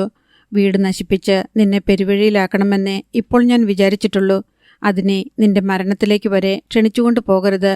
വെള്ളയൻ പെട്ടെന്ന് നിശ്ചലനായി. തകർന്നു വീണ വീടിൻ്റെ അവശിഷ്ടങ്ങൾക്ക് മുകളിലൂടെ JCB അങ്ങോട്ടും ഇങ്ങോട്ടും ഓടാൻ തുടങ്ങി. തകരാത്ത ഒരു കട്ട പോലും ഉണ്ടാവരുത് എന്ന തീരുമാനത്തിൽ ഓടിയെത്തിയ അയൽ വീട്ടുകാരൊക്കെ തിമ്മക്കയെ കണ്ടതിനാൽ ഒരകലം പാലിച്ചു നിന്നതേയുള്ളൂ. തിമ്മക്കയുടെ ആൺമക്കളും അവിടേക്ക് കയറി വന്നു. വിളിക്കടാ നിന്റെ SP-യെ, എന്നിട്ട് ഞങ്ങളെ എന്താണെന്നു വെച്ചാൽ അങ്ങ് ചെയ്യാൻ പറ. ചൗടയ്യ പല്ലിളിച്ചു.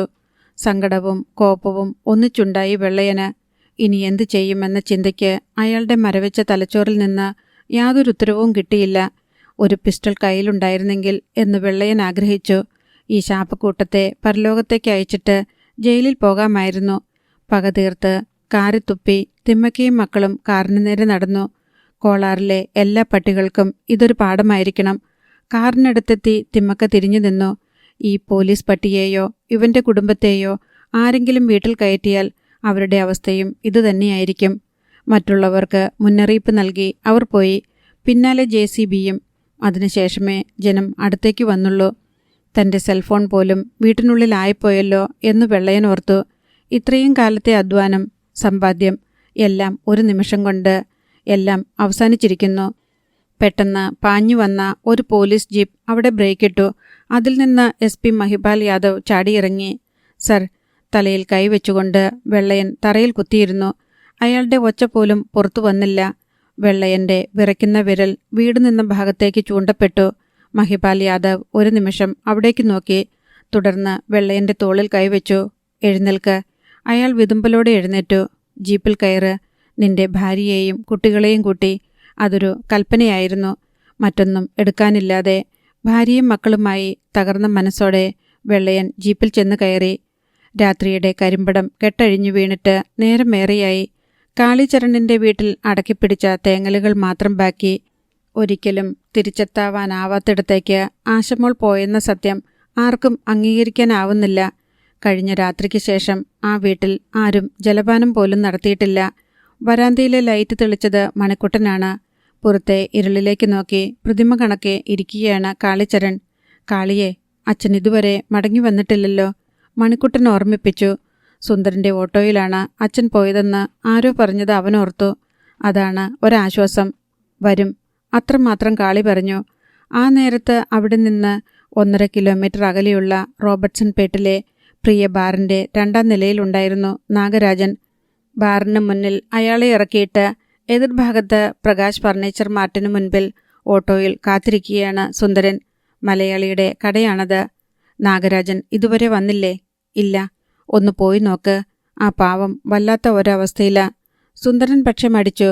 ബാറിൽ കയറുന്നത് അവന് ഇഷ്ടമില്ല. കയറിയാൽ മദ്യപിച്ചു പോകും. അത് പിന്നെ ബോധം മറയുന്നതുവരെ ആയിരിക്കും. കടക്കാരൻ കടയുടെ ഷട്ടർ താഴ്ത്തി. സമയം പിന്നെയും കടന്നുപോയി. ബാറിൽ നിന്ന് ഉറയ്ക്കാത്ത കാലുകളുമായി ആളുകൾ ഇറങ്ങിപ്പോകുന്നുണ്ടായിരുന്നു. 10 മണി.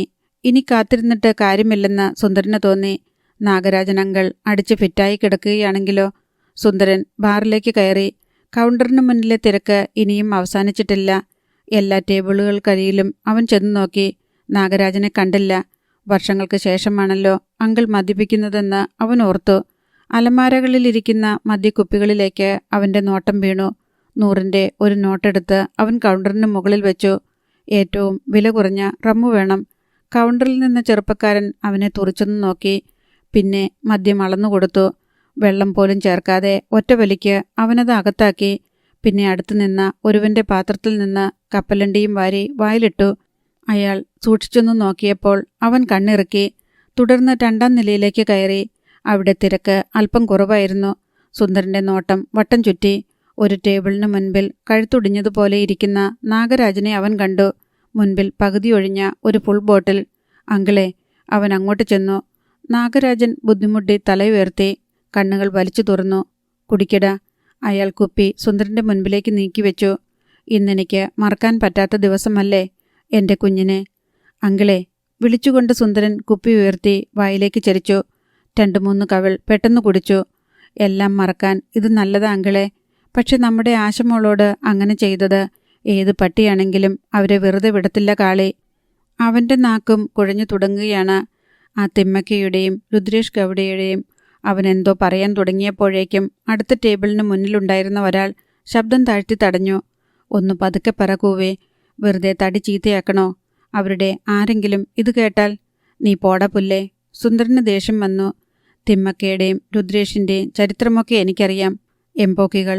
ഇപ്പോഴല്ലേ അവർക്ക് പണവും പത്രാസും. മുൻപ് അവരാരായിരുന്നെന്ന് ഒന്ന് തിരക്കി നോക്ക്. മൂലയിലെ ടേബിളിനരികിലുണ്ടായിരുന്ന 4 പേർ പെട്ടെന്ന് എഴുന്നേറ്റു. അവർ സുന്ദരൻ്റെ അരികിലെത്തി. ഇനി മാഡത്തിനെയും ഗൗഡസാബിനെയും പറ്റി ഒരക്ഷരം മിണ്ടിപ്പോരുത്. ഒരാൾ കൈ ചൂണ്ടി. മിണ്ടിയാൽ എന്താ? കവിളിൽ പടക്കം പൊട്ടുന്ന ഒച്ചയിൽ അടി വീണതേ അറിഞ്ഞുള്ളൂ സുന്ദരൻ. വല്ലാത്തൊരു വിലാപത്തോടെ അവൻ മേശയിലേക്ക് മറിഞ്ഞു. മദ്യക്കുപ്പിയും ഗ്ലാസുകളും തറയിൽ വീണ് ചിതറി. എന്നിട്ടും സുന്ദരൻ്റെ കലി അടങ്ങിയില്ല. നീയൊക്കെ എന്നെ തല്ലുമായിരിക്കും. പക്ഷേ കാളി, അവൻ അറിഞ്ഞാലുണ്ടല്ലോ. ഈ ഇരിക്കുന്നതാരാ? കാളിയുടെ അച്ഛനാ, എൻ്റെ അങ്കിള്. ഇദ്ദേഹത്തിൻ്റെ മോളെയാ തിമ്മക്കയുടെയോ ഗൗഡയെയോ ആൾക്കാർ കൊന്നത്. 4 പേരും മുഖാമുഖം നോക്കി. കാളിയുടെ അച്ഛനാണോ ഇത്? നാഗരാജനും തലയാട്ടി. ഞങ്ങൾ അറിഞ്ഞില്ല കേട്ടോ. അവർ പെട്ടെന്ന് പുറത്തേക്ക് പോയി. ബാർ അടയ്ക്കാറായി. ജീവനക്കാർ വന്ന് നിർബന്ധപൂർവം നാഗരാജനെയും സുന്ദരനെയും ഇറക്കിവിട്ടു. ഇരുവരും തിരക്കൊഴിഞ്ഞു തുടങ്ങിയ റോഡ് മുറിച്ചു കടന്ന് ആടിയാടി ഓട്ടോയ്ക്കരികിലെത്തി. ആ സെക്കൻഡിൽ പിന്നിൽ നിന്ന് ഒരു സുമോ പാഞ്ഞു വന്ന് അവിടെ ബ്രേക്കിട്ടു. അതിൽ നിന്ന് ചിലർ ചാടിയിറങ്ങി. അവർ സുന്ദരനെ അടിച്ച് ഓട്ടോയ്ക്കുള്ളിലേക്ക് എറിഞ്ഞു. എടാ, അവനെ തല്ലരുത്. നാഗരാജൻ തടയാനാഞ്ഞു. സുന്ദരൻ്റെ ഞരക്കം ഓട്ടോയ്ക്കുള്ളിൽ കേട്ടു. അടുത്ത നിമിഷം അവർ നാഗരാജനെ സുമോയ്ക്കുള്ളിൽ കയറ്റി. വിടനെടാ. അങ്ങനെ പറഞ്ഞെങ്കിലും അയാൾക്ക് എതിർക്കാനുള്ള ശക്തിയില്ലായിരുന്നു. സുമോ പാഞ്ഞുപോയി. സുന്ദരൻ തപ്പിത്തടഞ്ഞ് എഴുന്നേറ്റ് വന്നപ്പോൾ നാഗരാജനില്ല. ഒരു നിമിഷം കൊണ്ട് അവൻ വേർത്തു കുളിച്ചു. കുടിച്ച മദ്യം ആവിയായി പോയതുപോലെ. അപകടം. അവൻ വേഗം ഓട്ടോയിൽ കയറി. കാളി, ഇനിയും നമ്മളിങ്ങനെ ഇരുന്നാൽ മതിയോ? സുന്ദരൻ്റെ ഫോണിലേക്കെങ്കിലും ഒന്ന് വിളിക്കണ്ടേ? മണിക്കുട്ടൻ അവനെ നോക്കി. കാളി പോക്കറ്റിൽ നിന്ന് ഫോൺ എടുത്തു. ആ നിമിഷം വളഞ്ഞു പുളഞ്ഞ് ഒരു ഓട്ടോ മുറ്റത്തു വന്നു കയറി. സുന്ദരൻ. കാളി. നിലവിളിച്ചുകൊണ്ട് അവനിറങ്ങി. കാളി ഓട്ടോയിലേക്ക് നോക്കി. പിൻസീറ്റ് ശൂന്യം. അച്ഛൻ എന്തിയടാ? സുന്ദരൻ മറുപടി പറയും മുൻപ് കാളിയുടെ ഫോൺ ശബ്ദിച്ചു. അവൻ അറ്റൻഡ് ചെയ്തു. കാളിച്ചരൺ. മറുതലയ്ക്കൽ നിന്ന് കത്തുന്ന ഒരു സ്ത്രീ ശബ്ദം. അതെ. അവൻ്റെ കണ്ണുകൾ കുറുകി. നിങ്ങളാരാ? തിമ്മക്ക. കാതിനുള്ളിൽ ഒരു വെടി പൊട്ടിയതുപോലെ കാളിച്ചരൺ നടുങ്ങി. തിമ്മക്ക തുടർന്നു. നിന്റെ തന്ത ഇപ്പോൾ എൻ്റെ കസ്റ്റഡിയിലുണ്ട്. അവനെ നിനക്ക് ജീവനോടെ വേണോ അതോ ശവമായിട്ട് മതിയോ? തിമ്മക്ക. അലറിപ്പോയി കാളിച്ചരൺ. അതേടാ, നാഗരാജനെ നിനക്ക് ജീവനോടെ വേണമെങ്കിൽ ഒന്നേയുള്ള മാർഗം. നീ വരണം എൻ്റെ മുൻപിൽ. അവളെയും കൊണ്ടുവരണം. ആ വിഷുജാലയെ. നിനക്ക് ഞാൻ അനുവദിക്കുന്ന സമയം 1/2 മണിക്കൂർ. അതിനുള്ളിൽ നീ വന്നില്ലെങ്കിൽ നാഗരാജൻ്റെ ഉടലും തലയും തുന്നിച്ചേർത്ത് നിനക്ക് ചിതയിൽ വയ്ക്കാനാവൂ. കോൾ മുറിഞ്ഞു. കാളിച്ചരൺ ഒരു പ്രതിമയായി നിന്നു. അധ്യായം 36. കാളിച്ചരണിൻ്റെ കയ്യിലിരുന്ന സെൽഫോൺ വിറകൊണ്ടു. സുന്ദരൻ തളർച്ചയോടെ ഓട്ടോയിലേക്ക് ചാരി. മണിക്കുട്ടൻ ഉദ്വേഗത്തോടെ കാളിയെ നോക്കി. ആരാ കാളിയെ വിളിച്ചത്? എന്താ പ്രശ്നം? ഒരു നിമിഷത്തേക്ക് കാളിക്ക് മിണ്ടാനായില്ല. മണിക്കുട്ടൻ ചോദ്യം ആവർത്തിച്ചു. കാളിച്ചരണിൻ്റെ ചുണ്ടുകൾ ചലിച്ചു. അച്ഛൻ തിമ്മക്കയുടെ പിടിയിലാണ്. കറുത്ത ആകാശം തലയിലേക്ക് ഇടിഞ്ഞു വീണതുപോലെ തോന്നി മണിക്കുട്ടന്. അവൻ ചകിതനായി. തിമ്മക്കയാണോ വിളിച്ചത്? കാളി ഒന്നും മൂളി. എന്തു പറഞ്ഞു? കാളിയുടെ ഇമകൾ വല്ലാതെ വെട്ടി. എൻ്റെ മുന്നിൽ ഇനി 1/2 മണിക്കൂറേയുള്ളൂ മണിക്കുട്ട. അതിനുള്ളിൽ വിഷുജാലയും കൊണ്ട് ഞാൻ അവിടെ എത്തണം. അവൻ്റെ പല്ലുകൾ ഞെരിഞ്ഞു. അല്ലെങ്കിൽ അവർ അച്ഛനെ. കാളിയുടെ ശബ്ദമടച്ചു. വിഷുജാലയെ കൊണ്ടുചെല്ലാനോ? മണിക്കുട്ടൻ്റെ മുഖത്തേക്ക് രക്തം ഇരച്ചു കയറി. ഞൊടിയിൽ വെട്ടിത്തിരിഞ്ഞ മണിക്കുട്ടൻ സുന്ദരൻ്റെ ഷർട്ടിൽ കുത്തിപ്പിടിച്ച് തന്നിലേക്ക് വലിച്ചടിപ്പിച്ചു. യഥാർത്ഥത്തിൽ ഉണ്ടായതെന്താണെന്ന് തുറന്നു പറയടാ. നാഗരാജൻ ചേട്ടൻ നിന്റെ വണ്ടിയിലല്ലേ പോയത്? പിന്നെങ്ങനെ തിമ്മക്കയുടെ കയ്യിൽപ്പെട്ടു? അവൻ സുന്ദരനെ അടിക്കാൻ കൈയൊങ്ങി. എന്നെ തല്ലരുത് മണിക്കുട്ട, ഞാനെല്ലാം പറയാം. സുന്ദരൻ വിക്കി ഉണ്ടായതൊക്കെ പറഞ്ഞു. എടാ പരമകാല, വെള്ളം തലയ്ക്ക് പിടിച്ചപ്പം നീ അവരെ വെല്ലുവിളിക്കുകയും ചീത്ത പറയുകയും ചെയ്തു അല്ലേ? മണിക്കുട്ടൻ സുന്ദരൻ്റെ കവിളടക്കം ഒന്ന് പൊട്ടിച്ചു. വേണ്ടടാ വേണ്ട. കാളി പെട്ടെന്ന് ഇടയ്ക്ക് കയറി മണിക്കുട്ടനെ പിടിച്ചു മാറ്റി. തിമ്മക്കയുടെ ബംഗ്ലാവ്. വസന്തരാജൻ്റെ അടിയേറ്റ് തിമ്മക്കയുടെ കാൽക്കലേക്ക് വീഴുകയായിരുന്നു നാഗരാജൻ. കസേരയിലിരുന്ന് തന്നെ തിമ്മക്ക ചെരുപ്പണിഞ്ഞ കാൽ കൊണ്ട് അയാളെ ചവിട്ടിയമർത്തി. ആയുസെത്താതെ ചാകാൻ പോകുന്ന മകൻ്റെ പിൻബലത്തിൽ എന്നെയും രുദ്രേഷിനെയും പരസ്യമായി തെറി പറയാൻ വരെ നീ വളർന്നു അല്ലേടാ? മാഡം. കൈകൂപ്പിക്കൊണ്ട് അയാൾ തലയുയർത്തി. ഞാൻ അങ്ങനെയൊന്നും പറഞ്ഞില്ല. നാഗരാജൻ്റെ കടവായിലൂടെ ചോര ഒലിച്ചിറങ്ങി. ഇല്ലേടാ. ചൗടയ അയാളുടെ തലമുടിയിൽ കുത്തിപ്പിടിച്ച് കഴുത്തു പിന്നോട്ട് മടക്കി. അപ്പോൾ കള്ളം പറയുന്നത് എൻ്റെ ആൾക്കാരായിരിക്കും അല്ലേടാ? കഴുത്തു വളഞ്ഞത് കാരണം നാഗരാജൻ്റെ ശബ്ദം വ്യക്തമായില്ല. തിമ്മക്ക കാൽ മാറ്റി ചവിടയ നാഗരാജനെ വലിച്ചുയർത്തി. പിന്നെ ഇരു കവിളിലും മാറി മാറി പ്രഹരിച്ചു. നീ ഞങ്ങളെ തെറി വിളിച്ചത് നന്നായടാ. ധീരനായ നിന്റെ മകനെ പട്ടിയെപ്പോലെ തല്ലിക്കൊല്ലാൻ അങ്ങനെ നീ തന്നെ ഒരവസരമുണ്ടാക്കിത്തന്നു. പറഞ്ഞത് പുട്ടരാജാണ്. അംഗരക്ഷകർ എല്ലാം കണ്ടുകൊണ്ട് വാതിൽക്കൽ നിൽക്കുകയാണ്. നിന്റെ മകൻ ഇവിടെ വരും. നിന്നോട് സ്നേഹമുണ്ടെങ്കിൽ. തിമ്മക്ക പല്ലിളിച്ചു. അപ്പോൾ അവൻ കാണേണ്ടത് കൺകുളിരുണ്ടാക്കുന്ന കാഴ്ചയാവണം. അവർ വസന്തരാജിനെ നോക്കി ഒരാംഗ്യം കാട്ടി. വസന്തരാജ് അംഗരക്ഷകർക്ക് നേരെ തിരിഞ്ഞു. ഒരു മേശ എടുത്തോണ്ട് വാടാ. നാഗരാജന്റെ കണ്ണുകൾ പിന്നോട്ട് മറിഞ്ഞു തുടങ്ങിയിരുന്നു. 5 ലൈറ്റ്സ്. 5 മിനിറ്റിന് ശേഷം ഒരു തീരുമാനത്തിലെത്താൻ കഴിയുന്നില്ല. കാളിചരണിന് നെഞ്ചിടിപ്പേറി. അച്ഛൻ കൊല്ലുമെന്ന് തിമ്മക്ക പറഞ്ഞാൽ അങ്ങനെ തന്നെ ചെയ്തിരിക്കും. തന്നോടും വിഷുജാലയോടുമുള്ള പക മുഴുവൻ അവർ അച്ഛനോട് തീർക്കും. എന്നാലും വിഷുജാലയെ വിട്ടുകൊടുക്കാൻ അവന് മനസ്സ് വരുന്നില്ല. മണിക്കുട്ട, അവസാനം തീരുമാനിച്ചുറച്ചതുപോലെ കാളി വിളിച്ചു. ഞാൻ പോവുകയാ തിമ്മക്കയുടെ മുന്നിലേക്ക്. അച്ഛനെ എനിക്ക് രക്ഷിക്കണം. മണിക്കുട്ടനും സുന്ദരനും ഒരുപോലെ കിടുങ്ങി. അവർ നിന്നെ വെറുതെ വിടുമോടാ? മണിക്കുട്ടൻ്റെ ശബ്ദം കരച്ചിൽ പോലെയായി. വിടില്ലായിരിക്കും. പക്ഷേ എൻ്റെ ജീവൻ കൊടുത്തിട്ടായാലും അച്ഛനെ ഞാൻ മടക്കി അയക്കും. അപ്പോൾ വിഷുജാല? അവളെ കൊണ്ടുപോകുന്നില്ല. ചെല്ലുന്നത് ഞാൻ മാത്രം. പക്ഷെ ചുമ്മാതെ ചാവാൻ നിന്നു കൊടുക്കില്ല. പൊരുതും. അവസാന പിടച്ചിൽ വരെ. കാളിയുടെ ശബ്ദം കല്ലിച്ചു. അങ്ങനെ ഒറ്റയ്ക്ക് പോയി ചാകണ്ട. പിന്നിൽ ശബ്ദം കേട്ട് അവൻ തിരിഞ്ഞു നോക്കി. വിഷുജാല. അവൾ എല്ലാം കേട്ടുകൊണ്ട് നിൽക്കുകയായിരുന്നു. അവർക്ക് വേണ്ടത് എന്നെയും കൂടിയല്ലേ കാളി? ഞാനാണല്ലോ അവരുടെ ആദ്യത്തെ ടാർഗറ്റ്. കാളി ഇടയിൽ വന്ന് വീണുപോയതല്ലേ? അതുകൊണ്ട് ഞാനും വരുന്നു. കാളിയോടൊപ്പം മരിക്കാനായാലും ജീവിക്കാനായാലും. ഉറച്ചതായിരുന്നു ആ ശബ്ദം. പാടില്ല വിശ്വേ. കാളി വിലക്കി. പക്ഷേ അവൾ സമ്മതിച്ചില്ല. കാളി പോകുന്നെങ്കിൽ ഒപ്പം ഞാനും ഉണ്ടാവും. എന്നെ വെട്ടിപ്പുഴുങ്ങി തിന്നാലെങ്കിലും തിമ്മക്കയുടെ കലി അടങ്ങുമെങ്കിൽ അങ്ങനെയാവട്ടെ. പക്ഷേ അങ്കിളിനെ രക്ഷിച്ചേ പറ്റൂ.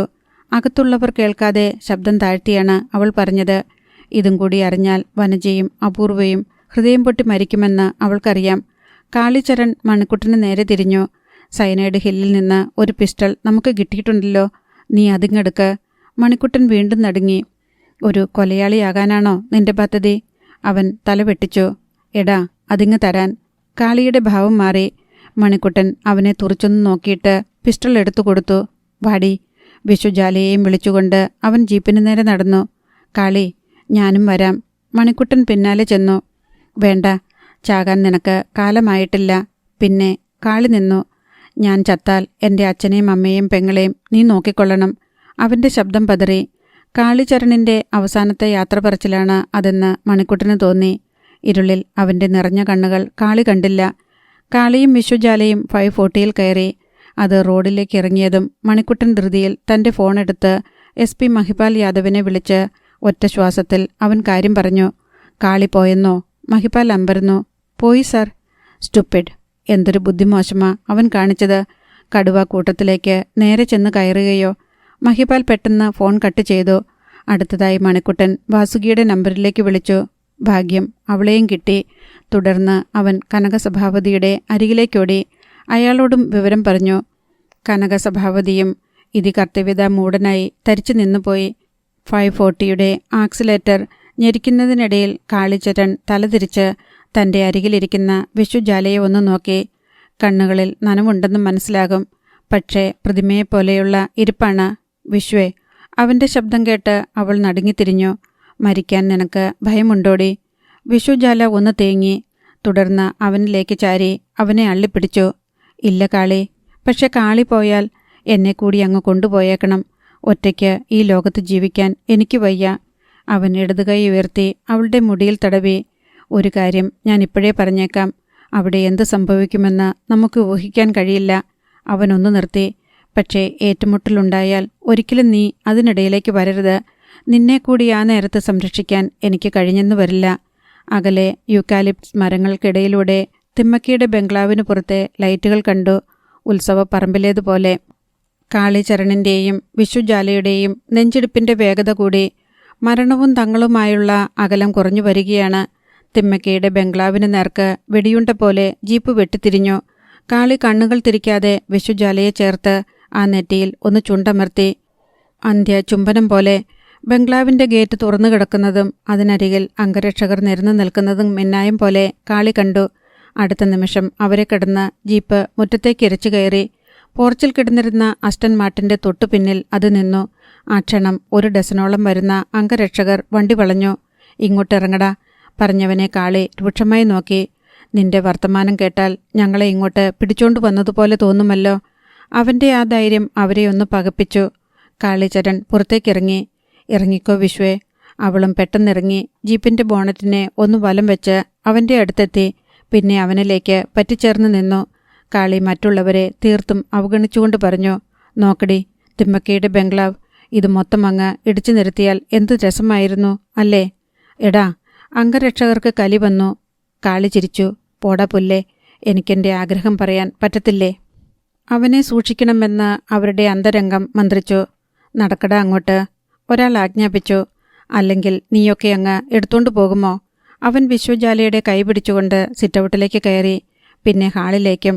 അംഗരക്ഷകർ കരുതലോടെ ഒപ്പമുണ്ട്. പെട്ടെന്ന് മുന്നിലെ കാഴ്ച കണ്ട് കാളിചരണും വിശ്വജാലയും വിറച്ചുപോയി. ഷോക്കടിച്ചതുപോലെ. ഹാളിൻ്റെ നടുവിലിട്ടിരിക്കുന്ന മേശയിൽ നാഗരാജൻ മലർന്നാണ് കിടക്കുന്നത്.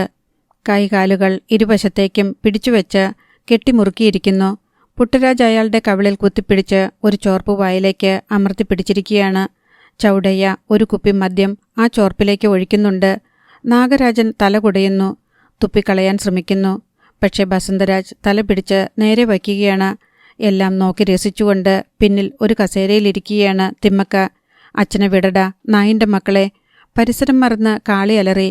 നിനക്കൊക്കെ വേണ്ടത് ഞങ്ങളെയല്ലേ? ഇതാ വന്നിരിക്കുന്നു. ഏവരും ആശ്ചര്യം ഭാവിച്ച് തിരിഞ്ഞു നോക്കി. കാളി അലറിക്കൊണ്ട് അവർക്ക് നേരെ കുതിച്ചു. പെട്ടെന്ന് 4 പേർ വീതം അവൻ്റെ കൈകളിൽ പിടിമുറുക്കി. 2 പേർ വിശ്വജാലയെയും. ഓ, നീ വന്നല്ലോ, മതിയടാ, നിർത്തിയര്. തിമ്മക്ക മക്കളോട് പറഞ്ഞു. നമ്മൾ വാക്ക് പാലിക്കണം. ഇനി നാഗരാജനെ വിട്ടേര്. അവർ മദ്യക്കുപ്പിയും ചോർപ്പും മാറ്റി. നാഗരാജൻ്റെ കെട്ടുകൾ അഴിച്ചു. പക്ഷേ അയാൾ ശവം പോലെ കിടന്നതേയുള്ളൂ. കാളിയുടെ മനം കലങ്ങി. ഇവർ എത്ര ലിറ്റർ മദ്യം അച്ഛൻ്റെ വയറ്റിലേക്ക് ഒഴുക്കിയിട്ടുണ്ടെന്ന് അറിയില്ലല്ലോ. വിശ്വജാലയെ നോക്കി. ചെന്നായ്ക്കളെ പോലെ വെള്ളമിറക്കി നിൽക്കുകയാണ് തിമ്മക്കയുടെ ആൺമക്കൾ.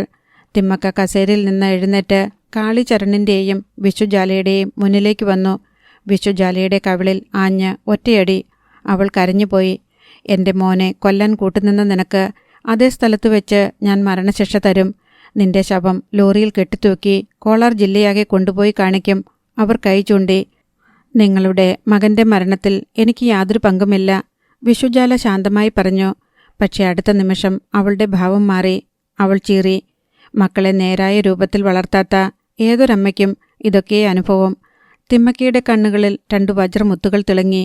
മക്കളെ, തിമ്മക്ക ആൺമക്കളെ നോക്കി കൽപ്പിച്ചു. ഒരമ്മയും മക്കളോട് പറയാൻ പാടില്ലാത്തത് പറയുകയാ ഞാൻ. കൊണ്ടുപോ ഈ തേവിടിശിയെ. ഈ രാത്രി ഇവൾ നിങ്ങൾക്കുള്ളതാ. ജീവൻ മാത്രം ബാക്കി വെച്ച് നാളെ ഇവളെ സൈനൈഡ് ഹില്ലിലേക്ക് കൊണ്ടുപോയാൽ മതി. വസന്തരാജ് അത് കേട്ട് അംഗരക്ഷകർക്ക് നിർദ്ദേശം നൽകി. കൊണ്ടുപോ അവളെ അകത്തേക്ക്. അവർ വിശ്വജാലയെ മുന്നോട്ട് വലിച്ചു. അവൾ കുതറി. പക്ഷേ രക്ഷപ്പെടാനായില്ല. കാളിചരൺ വല്ലാതെ ഒന്ന് ഉലഞ്ഞു. എടി, അവൻ തിമ്മക്കയെ നോക്കി അലറി. എൻ്റെ അച്ഛനെ വിട്ടേച്ച് ഞങ്ങളെയങ്ങ് കൊന്നേരടി. തിമ്മക്ക അട്ടഹസിച്ചു. സുഖമരണം അത് നിങ്ങൾക്കില്ല.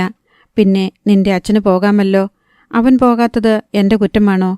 കാളി തല കുടഞ്ഞു. വിശ്വജാലയെ അവർ അകത്തേക്ക് കൊണ്ടുപോയി. അവളിൽ നിന്ന് വസ്ത്രം വലിച്ചു കീറുന്ന ശബ്ദത്തിൽ ഒരു നിലവിളി കൂടി കാളിചരൺ കേട്ടു. അത് ശ്രദ്ധിച്ച് തിമ്മക്ക തുടർന്നു. നിന്റെയും അവളുടെയും അന്ത്യം അത് ഞങ്ങൾ ഉറപ്പിച്ചതാ. പക്ഷെ ലോകത്ത് മറ്റാർക്കും കിട്ടാത്ത രൂപത്തിലായിരിക്കും അത്. ഒന്ന് അനങ്ങാൻ പോലും കഴിയാതെ കാളി നിസ്സഹായനായി. ഒരിക്കൽ കൂടി വിശ്വജാലയുടെ നിലവിളി കേട്ടു. ഞൊടിയിടയിൽ കാളിചരണിൻ്റെ ഞരമ്പുകളിലെ ചോരയോട്ടം റോക്കറ്റ് വേഗത്തിലായി. തന്നെ പിടിച്ചു നിന്നവരിലേക്ക് ശരീരത്തിൻ്റെ ആയം കൊടുത്ത് അവൻ മിന്നൽ വേഗത്തിൽ കാലുകൾ ഉയർത്തി. പിന്നെ കാൽപ്പത്തികൾ ലംബമായി ഒറ്റച്ചവിട്ട് തിമ്മക്കയുടെ നെഞ്ചിൽ. മക്കളെ, അലറിക്കൊണ്ട് തിമ്മക്ക പിന്നോട്ട് മലച്ചു. മക്കൾക്കിടയിലൂടെ അവർ തറയിലേക്ക് മലർന്നു വീണു. ഒരു നിമിഷം അവർക്ക് ശ്വാസം നിലച്ചുപോയി. അടുത്ത നിമിഷം തറയിൽ കിടന്നുകൊണ്ട് അവർ ആജ്ഞാപിച്ചു. എന്നെ ചവിട്ടിയവൻ്റെ കാല് 2 വെട്ടട. ചവിടയ്യ അമ്മയെ പിടിച്ചുയർത്തി. വസന്തരാജ് അംഗരക്ഷകർക്ക് നേർക്ക് കൈനീട്ടി. ഒരാൾ അവിടേക്ക് ഒരു കൊടുവാൾ വച്ചുകൊടുത്തു. ആ ക്ഷണം അകത്തൊരു വിലാപം. ഒരു പുരുഷന്റെ. തിമ്മക്കയും മറ്റും വെട്ടിത്തിരിഞ്ഞു. അവർ കണ്ടു. വിശ്വജാലയെയും കൊണ്ട് അകത്തേക്ക് പോയവരിൽ ഒരാൾ പാഞ്ഞു വരുന്നു. അയാൾക്ക് വലത് കൈപ്പത്തിയില്ലായിരുന്നു. ആ ഭാഗത്തുകൂടി ചോര ചീറ്റിത്തെറിക്കുന്നു. അധ്യായം 37. വല്ലാത്തൊരു കാഴ്ചയായിരുന്നു അത്. അയാളുടെ കൈപ്പത്തി എന്തോ കടിച്ചു പറിച്ചതുപോലെ മുകളിലെ കുഴ പുറത്തേക്ക് തള്ളി നിൽക്കുന്നു. ആരടാ നിന്റെ കൈ വെട്ടിയത്? തിമ്മക്ക അലറിക്കൊണ്ട് തിരക്കി. അതിന് മറുപടി പറയാൻ നിൽക്കാതെ അയാൾ പ്രാണവേദനയോടെ പുറത്തേക്കോടി. പോയി നോക്കടാ, അവൾ രക്ഷപ്പെടാൻ പാടില്ല. വേവലാതിയോടെ തിമ്മക്ക കൈ ചൂണ്ടി. തിമ്മക്കയുടെ മക്കളും 2 അംഗരക്ഷകരും അകത്തേക്കോടി. ബാക്കിയുള്ളവർ കാളിചരണിൽ നിന്ന് പിടിവിടാതെ അവിടെ തന്നെ നിന്നു. അകത്തെ മുറി, ചിതറിയ ചോരയ്ക്കുള്ളിൽ അനാഥമായി കിടക്കുന്ന ഒരു കൈപ്പത്തി. വിശ്വജാലയെ അവിടെ എങ്ങും കണ്ടില്ല. 2 വാതിലുകൾ അകത്തേക്ക് തുറന്നു കിടക്കുന്നു. നോക്ക്. വസന്തരാജിന്റെ ശബ്ദം അവിടെ പ്രകമ്പനം തീർത്തു. വേട്ടനായ്ക്കളെപ്പോലെ അവർ 2 വാതിൽ വഴിയും പാഞ്ഞു. ഒരു വാതിൽ അടുക്കളയിലേക്കായിരുന്നു. പരിചാരകർ അവിടെ പരിഭ്രമിച്ചു നിൽക്കുന്നത് കണ്ടു. ഒരു പെണ്ണിങ്ങോട്ട് വന്നോടാ. വസന്തരാജ് കയ്യിലിരുന്ന വാൾ ഓങ്ങി. പരിചാരകർ വിറച്ചു. പുറത്തുനിന്ന് ഒരു പട്ടിയും പെണ്ണും വന്നു. അല്പം കഴിഞ്ഞ് 2 പെണ്ണുങ്ങളും ഒരു പട്ടിയും കൂടി മടങ്ങിപ്പോയി. പറഞ്ഞവന്റെ കവിളിൽ കൈ വീശിയടിച്ചു വസന്തരാജ്. അവൾ വന്നു കയറിയപ്പോൾ എന്താടാ ഞങ്ങളെ അറിയിക്കാത്തത്? നാവനക്കിയാൽ ആ പട്ടി ഞങ്ങളെ കൊന്നേനെ. അയാൾ കവിൾ തടവി. പട്ടി, പെണ്ണ്. പട്ടി ഏതാണെന്ന് തിമ്മക്ക നേരത്തെ പറഞ്ഞതിൽ നിന്ന് അവന് മനസ്സിലായി. പക്ഷെ പെണ്ണ്. തിടുക്കത്തിൽ അവൻ അനുചരന്മാർക്ക് നിർദ്ദേശം നൽകി. പോയി പിടിക്ക്. അവർ ഈ കോമ്പൗണ്ട് കടന്നു കാണില്ല. അനുചരർ അടുക്കള വാതിൽ വഴി പുറത്തു കടന്നു.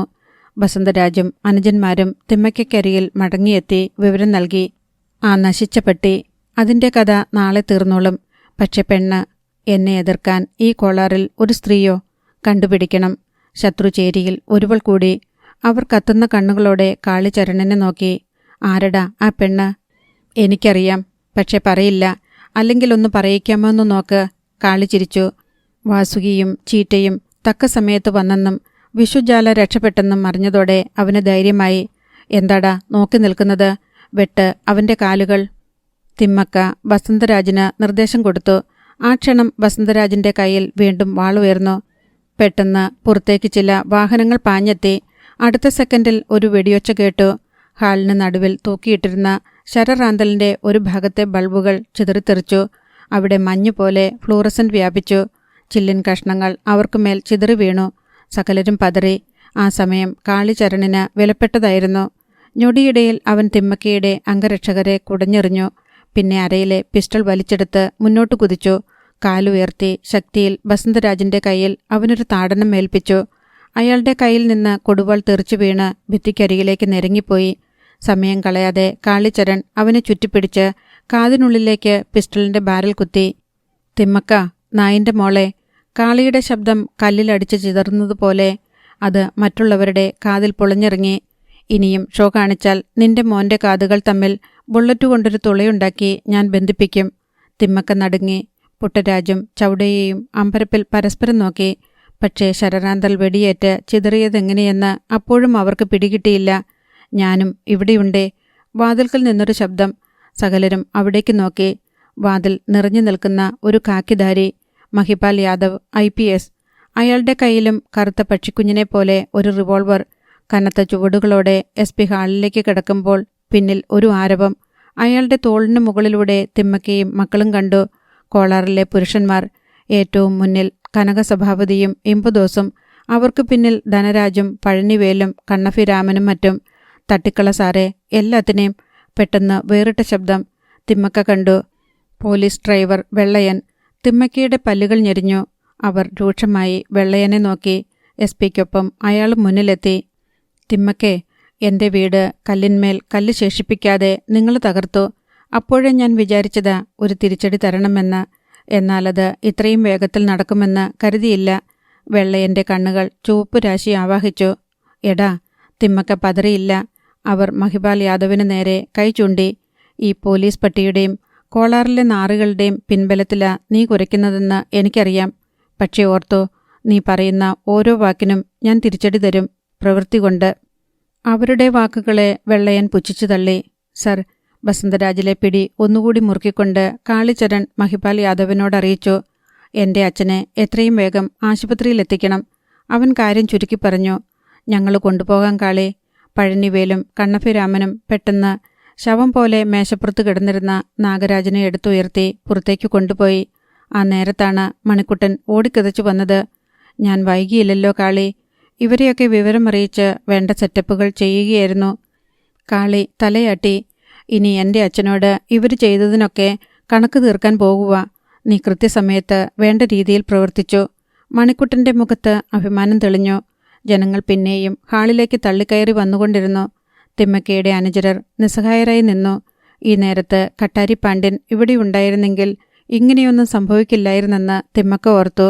അവരുടെയും മക്കളുടെയും നെറ്റിയിൽ വിയർപ്പ് പൊടിഞ്ഞു. ഈ നേരത്ത് ഗുണ്ടാ സാറന്മാര് ഇവിടെ വേണോ കാളി? മണിക്കുട്ടൻ തിമ്മക്കയുടെ അംഗരക്ഷകരെ ശ്രദ്ധിച്ചു. വേണ്ട. മണിക്കുട്ടൻ ചിരിച്ചു. അപ്പോൾ ചേട്ടന്മാര് ഓരോരുത്തരായി ഇങ്ങോട്ട് വന്നേ. അവർ അനങ്ങിയില്ല. മണിക്കുട്ടൻ മുന്നോട്ടാഞ്ഞു. എന്താടാ മസിൽ പിടിച്ചു നിൽക്കുന്നത്? ഒരുത്തൻ്റെ കവിളിൽ അവൻ 2 പൊട്ടിച്ചു. അയാൾക്ക് എതിർക്കാൻ കഴിഞ്ഞില്ല. മണിക്കുട്ടൻ അയാളെ ഇമ്പദോസിനും ധനരാജനും നേർക്ക് തള്ളി. ആരും ആക്രാന്തം കാണിക്കരുത്. 1ഉം 2ഉം കൊടുത്ത് വാതിൽ കടത്തി വിട്ടേക്കണം. കയ്യിൽ കിട്ടിയവരൊക്കെ അയാളെ തല്ലി പുറത്തേക്ക് നടത്തി.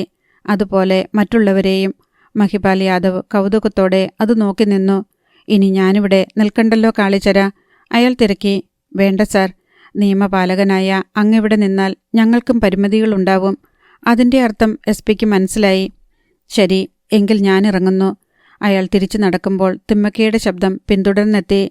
ഞങ്ങളെ കൊല്ലാൻ ഏൽപ്പിച്ചിട്ട് താൻ പോകുകയാ അല്ലേ? ഒരു രാത്രി കൊണ്ട് ലോകം അവസാനിക്കില്ല. SP-ക്ക് മുകളിൽ മറ്റു പലരുമുണ്ടെന്ന് ഓർത്തു. മഹിപാൽ യാദവ് അത് ശ്രദ്ധിച്ചു പോലുമില്ല. കാളിചരൺ ജനങ്ങളോട് നിർദ്ദേശിച്ചു. എൻ്റെ അച്ഛനെ ഇവർ ബലമായി മദ്യം കുടിപ്പിച്ചു. അതേ നാണയത്തിൽ ഇവർക്കും തിരിച്ചടി കൊടുക്കണം. കാളി പറഞ്ഞാൽ മതി. മണിക്കുട്ടൻ വീണ്ടും ഉഷാറായി. ഇവനുണ്ടല്ലോ ഈ ചവിടയ്യ. കൂട്ടത്തിൽ ഏറ്റവും ചൊറിച്ചില് ഇവനാ. ഇവനെ ആ മേശയിലേക്ക് പിടിച്ചു കിടത്തി കയ്യും കാലും കെട്ട്. പിന്നെ തിമ്മക്കയോ പുട്ടരാജോ ഓടിപ്പോകാതെ നോക്കണം. ഓടിയാൽ ഇന്നീ ബംഗ്ലാവ് നമ്മൾ തകർക്കും.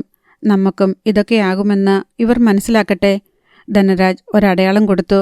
ജനം പെട്ടെന്ന് തിമ്മക്കയെയും മക്കളെയും തങ്ങളുടെ വലയത്തിനുള്ളിലാക്കി. ഞൊടിയിടയിൽ തിമ്മക്ക സെൽഫോൺ എടുത്തു. പക്ഷേ കോൾ അയക്കാൻ കഴിയും മുൻപ് മണിക്കുട്ടൻ അത് തട്ടിത്തെറിപ്പിച്ചു. ഇത്ര വെപ്രാളത്തിൽ ആരെ വിളിക്കാനാ പെണ്ണുമ്പിള്ളേ? അവൻ ഫോൺ തറയിലേക്ക് ആഞ്ഞെറിഞ്ഞു. ചിതറിത്തെറിച്ച് അത് കഷ്ണങ്ങളായി. തിമ്മക്ക അപ്പോൾ ഭയന്നു. ചൗടയെ ജനങ്ങൾ ബലമായി പിടിച്ച് മേശയിൽ കിടത്തി. നാഗരാജനെ കെട്ടിയിരുന്ന കയറുകൾ കൊണ്ടുതന്നെ അയാളെ കെട്ടി. നാറികളെ!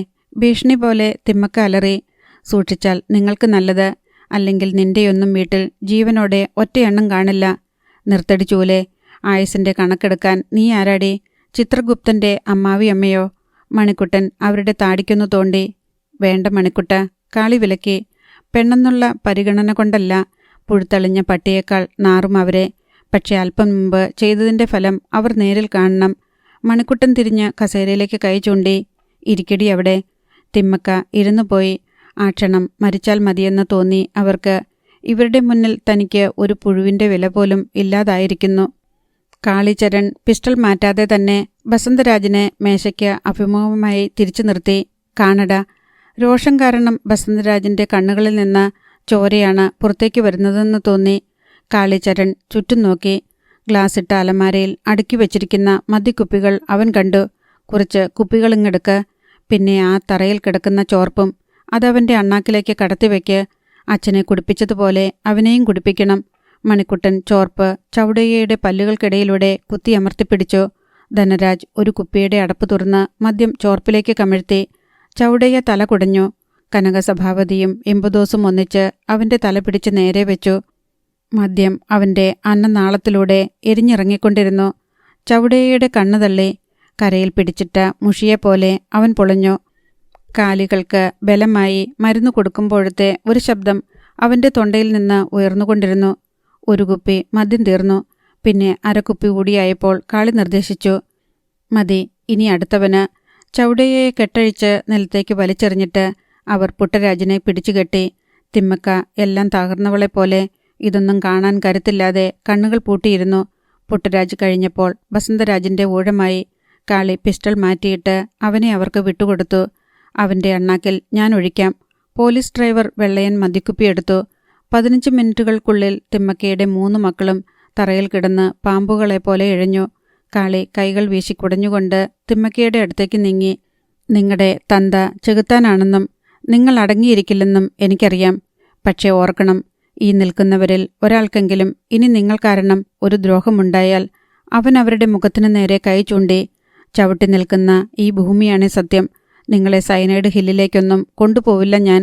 അവിടെ നിന്ന് കുറെ വിഷമണ്ണ് വാരിക്കൊണ്ടുവന്ന് അണ്ണാക്കിലേക്കങ്ങ് കുത്തിത്തിരുകും. പിന്നെ ഈ ചെകുത്താൻ കോട്ടയുടെ മുറ്റത്ത് നിർത്തി മണ്ണെണ്ണയൊഴിച്ച് പച്ചയ്ക്ക് കത്തിക്കും. എന്നെക്കൊണ്ട് അത് ചെയ്യിക്കരുത് നിങ്ങൾ. അവൻ വെട്ടിത്തിരിഞ്ഞു. മണിക്കുട്ട, പോകാം. മണിക്കുട്ടൻ അലമാരയിലേക്ക് നോക്കി. എന്തു വിലയുള്ള മദ്യമാ കാളി അതൊക്കെ. ഇനിയും അതൊക്കെ കുടിച്ച് ഈ തള്ളേ മക്കളും പിഴയ്ക്കണോ? അവൻ്റെ ചോദ്യം കാളിക്ക് മനസ്സിലായി. വേണ്ടവരൊക്കെ എടുത്തോ. ഏതായാലും ഇവർ നമ്മുടെ പേരിൽ ചെയ്തതും ചെയ്യാത്തതുമൊക്കെ ചേർത്ത് കേസ് കൊടുത്തേക്കും. അക്കൂട്ടത്തിൽ ഇതുകൂടിയിരിക്കട്ടെ. നിമിഷവേഗത്തിലാണ് അലമാരയിലിരുന്ന മദ്യക്കുപ്പികൾ തീർന്നത്. കിട്ടിയവരൊക്കെ ഓരോ കുപ്പി എടുത്തിരുന്നു. അല്പനേരത്തിനുള്ളിൽ തിമ്മക്കയുടെ ബംഗ്ലാവ് ഉത്സവം കഴിഞ്ഞ അമ്പലപ്പറമ്പ് പോലെയായി. തൻ്റെ മക്കൾ വല്ല വിധേനയും എഴുന്നേൽക്കാൻ ഭാവിക്കുന്നതും വീണ്ടും വീഴുന്നതും കണ്ടപ്പോൾ തിമ്മക്കയുടെ നെഞ്ചു പൊടിഞ്ഞു. കാളിചരൺ അവിടെ നിന്ന് നേരെ അച്ഛനെ കൊണ്ടുപോയിരിക്കുന്ന ഹോസ്പിറ്റലിലെത്തി. റോബർട്ട്സൺ പേട്ടിലെ സിവിൽ ഹോസ്പിറ്റലിൽ. അവിടെ നാഗരാജനെ ഛർദ്ദിപ്പിച്ച് മദ്യം മുഴുവൻ പുറത്തു കളഞ്ഞിരുന്നു. എങ്കിലും അപകടനില തരണം ചെയ്തിട്ടില്ല.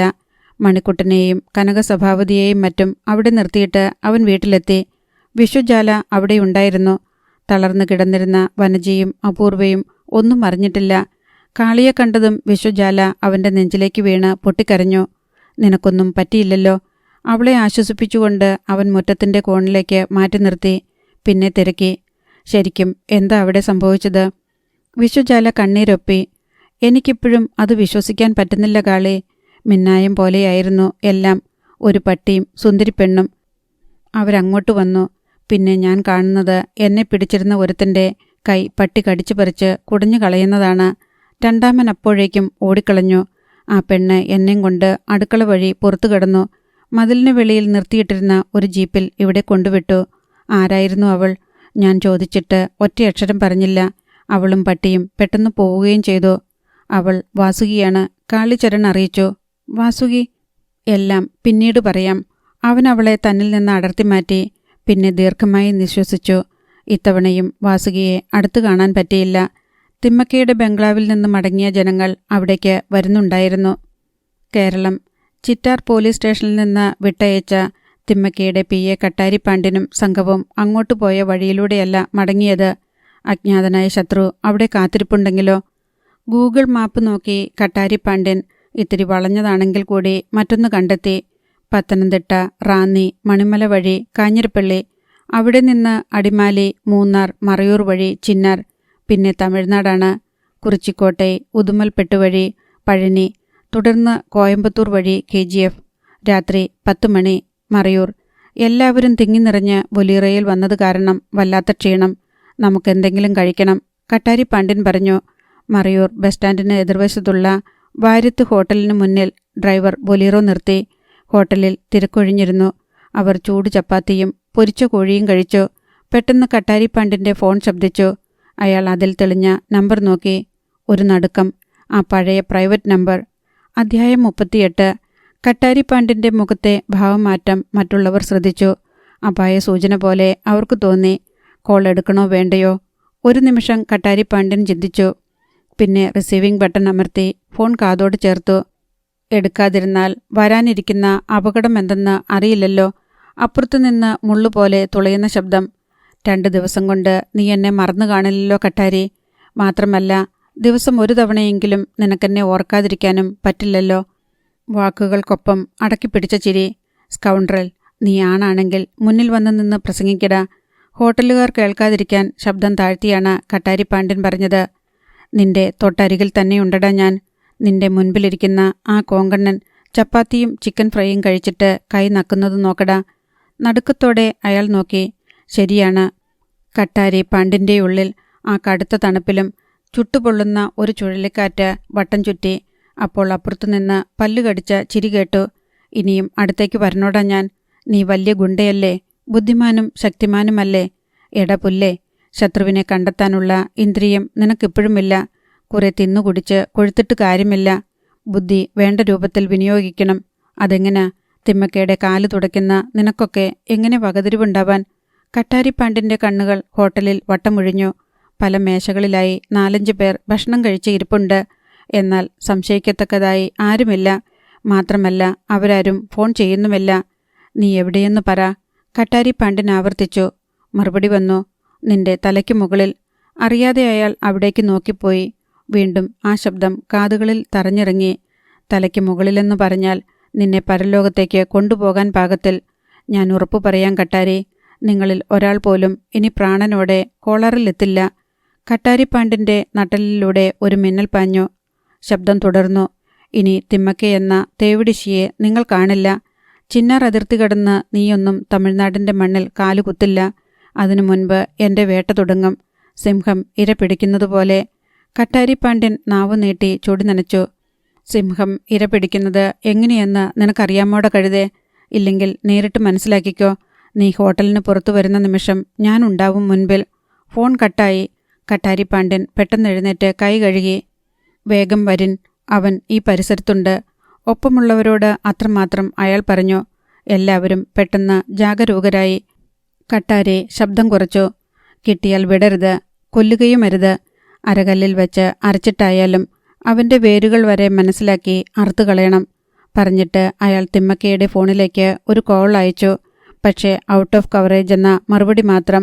അയാൾ അസ്വസ്ഥതയോടെ വസന്തരാജിനെ വിളിച്ചു. അപ്പുറത്ത് ബെൽ കേട്ടു. അത് നിലയ്ക്കാറായപ്പോഴേക്കും അറ്റൻഡ് ചെയ്യപ്പെട്ടു. കട്ടാരിപ്പാണ്ടിന് സന്തോഷമായി. ഞാനാ സാബ്, കട്ടാരി വിനയത്തോടെ അറിയിച്ചു. കൊല്ലും ഞാൻ. അപ്പുറത്തെ മറുപടി അതായിരുന്നു, കുഴിഞ്ഞ രൂപത്തിൽ. ഒന്നിനെയും വെച്ചേക്കത്തില്ല. നീ എന്നെ കുടിപ്പിക്കാറായി അല്ലേടാ? കട്ടാരിപ്പാണ്ടിന് ഒന്നും മനസ്സിലായില്ല. അയാൾ കോൾ കട്ട് ചെയ്തു. അവരുടെ സംഘം ചുറ്റും ശ്രദ്ധിച്ചുകൊണ്ട് ഒന്നിച്ചാണ് ഹോട്ടലിന് പുറത്തേക്കിറങ്ങിയത്. വാര്യത്ത് ഹോട്ടലിന് മുന്നിൽ 3 കാറുകൾ കിടന്നിരുന്നു. അപ്പുറത്തെ ബസ് സ്റ്റാൻഡിൽ വെളുപ്പിന് ഓട്ടം പോകാനുള്ള ബസ്സുകൾ. വിജനമായി തുടങ്ങിയ റോഡിലേക്ക് കോടമഞ്ഞ് പെയ്തിറങ്ങുകയാണ്. ചെകുത്താൻ്റെ കണ്ണുകൾ പോലെ തീഗോളങ്ങൾ തെളിച്ചുകൊണ്ട് ഭാരം കയറ്റിയ ചില ലോറികൾ റോഡിൽ വലിച്ചു കീറുന്ന ഒച്ചയിൽ മെല്ലെ പോയി. ബൊലീറോയിലേക്ക് കാൽ വയ്ക്കുമ്പോഴും കട്ടാരിപ്പാണ്ഡ്യൻ ചുറ്റും നോക്കി. ശത്രു എവിടെ? ആരെയും കണ്ടില്ല. എല്ലാവരും വണ്ടിയിൽ കയറി. പെട്ടെന്ന് ഹെഡ്ലൈറ്റുകളും ഇൻഡിക്കേറ്ററുകളും ഒരുപോലെ തെളിച്ചുകൊണ്ട് ഒരു കറുത്ത സുമോ വാൻ മൂന്നാർ റോഡിലൂടെ പാഞ്ഞു വന്നു. മഞ്ഞ് തുളച്ചു വരുന്നതുപോലെയായിരുന്നു അത്. പൊടുന്നനെ അത് റോഡിൽ വട്ടം തിരിഞ്ഞു. ഹോട്ടലിന് നേർക്ക് തിരിച്ചിട്ടിരുന്ന ബൊലീറോ പിന്നോട്ടെടുക്കാൻ ഭാവിക്കുകയായിരുന്നു ഡ്രൈവർ.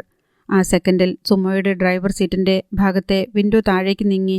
എന്താ കട്ടാരി? അതിൽ നിന്ന് ഗർജനം കേട്ടു. ഒടുക്കത്തെ അത്താഴം കഴിച്ചോടാ? കട്ടാരിപ്പാണ്ഡ്യൻ പിടഞ്ഞുണർന്നു. സുമോയിലിരുന്ന മനുഷ്യൻ വീണ്ടും ഗർജിച്ചു. ഞാനാടാ നിന്നെ ഫോണിൽ വിളിച്ചത്. നിന്റെയൊക്കെ ഒരു ബൊലീറോ ബോംബ് വെച്ച് തകർത്തതും ഞാനാ. മുൻപിൽ വന്നാൽ അങ്ങ് ചരിച്ചു കളയുമെന്ന് നീ പറഞ്ഞല്ലോ. അതങ്ങ് ചെയ്യടാ, കാണട്ടെ. കട്ടാരിപ്പാണ്ഡ്യൻ തൻ്റെ ആളുകളോട് കൽപ്പിച്ചു. ഇറങ്ങ്, ആ നായിൻ്റെ മോനെ വിടരുത്.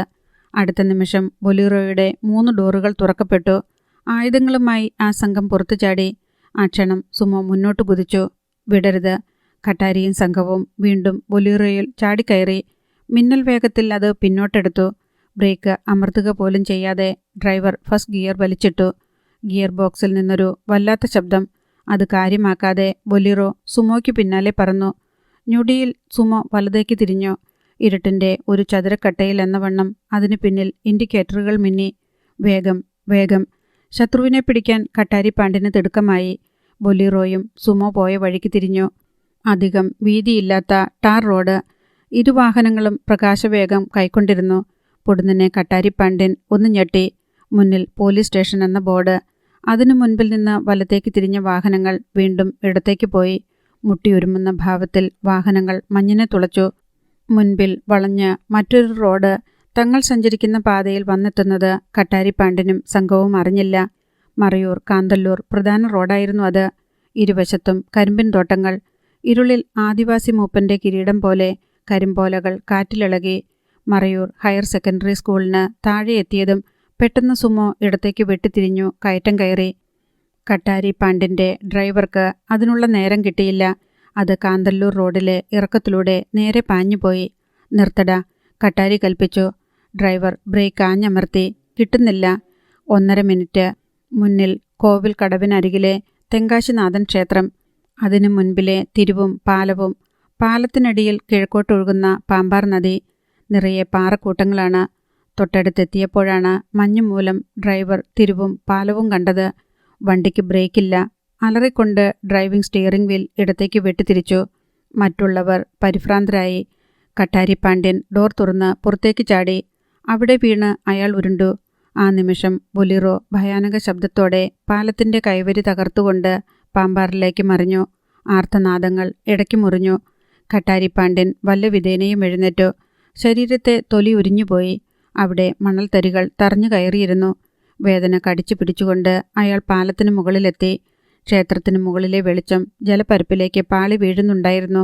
ആ വെളിച്ചത്തിൽ ഞെട്ടലോടെ അയാൾ കണ്ടു പാറകൾക്കിടയിൽ ചിതറിക്കിടക്കുന്ന ജീപ്പ്. അതിന് പുറത്തുകൂടി വെള്ളം കുത്തിപ്പതഞ്ഞ് കലിതുള്ളി ഒഴുകുന്നു. നൂൽ പോലെ മഴ പെയ്യാൻ തുടങ്ങി.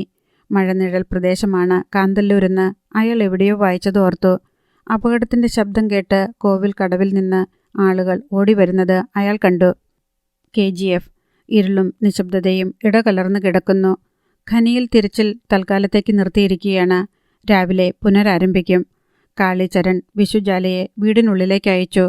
അമ്മയോ അപൂർവയോ അച്ഛനെക്കുറിച്ച് ചോദിച്ചാൽ എൻ്റെ അരികിൽ ഉണ്ടെന്നേ പറയാവൂ. അവൻ അവൾക്ക് നിർദ്ദേശം നൽകി. പിന്നെ മണിക്കുട്ടനെ അടുത്തു വിളിച്ചു. എനിക്ക് അച്ഛൻ്റെ അരികിലേക്ക് പോകണം. നീ ഇവിടെ തന്നെ നിൽക്ക്. നമ്മൾ തോൽപ്പിച്ചിരിക്കുന്നത് തിമ്മക്കയെയാണ്. അവരുടെ ജീവിതത്തിൽ ഇത്ര വലിയ ഒരു ആഘാതം ഉണ്ടായി കാണില്ല. അതുകൊണ്ട് തിരിച്ചടിക്കും, ഉറപ്പാ. ഏതു രൂപത്തിലാണെന്ന് അറിയില്ലെന്ന് മാത്രം. ഇവിടുത്തെ കാര്യങ്ങൾ ഞാൻ ഏറ്റുകാളി.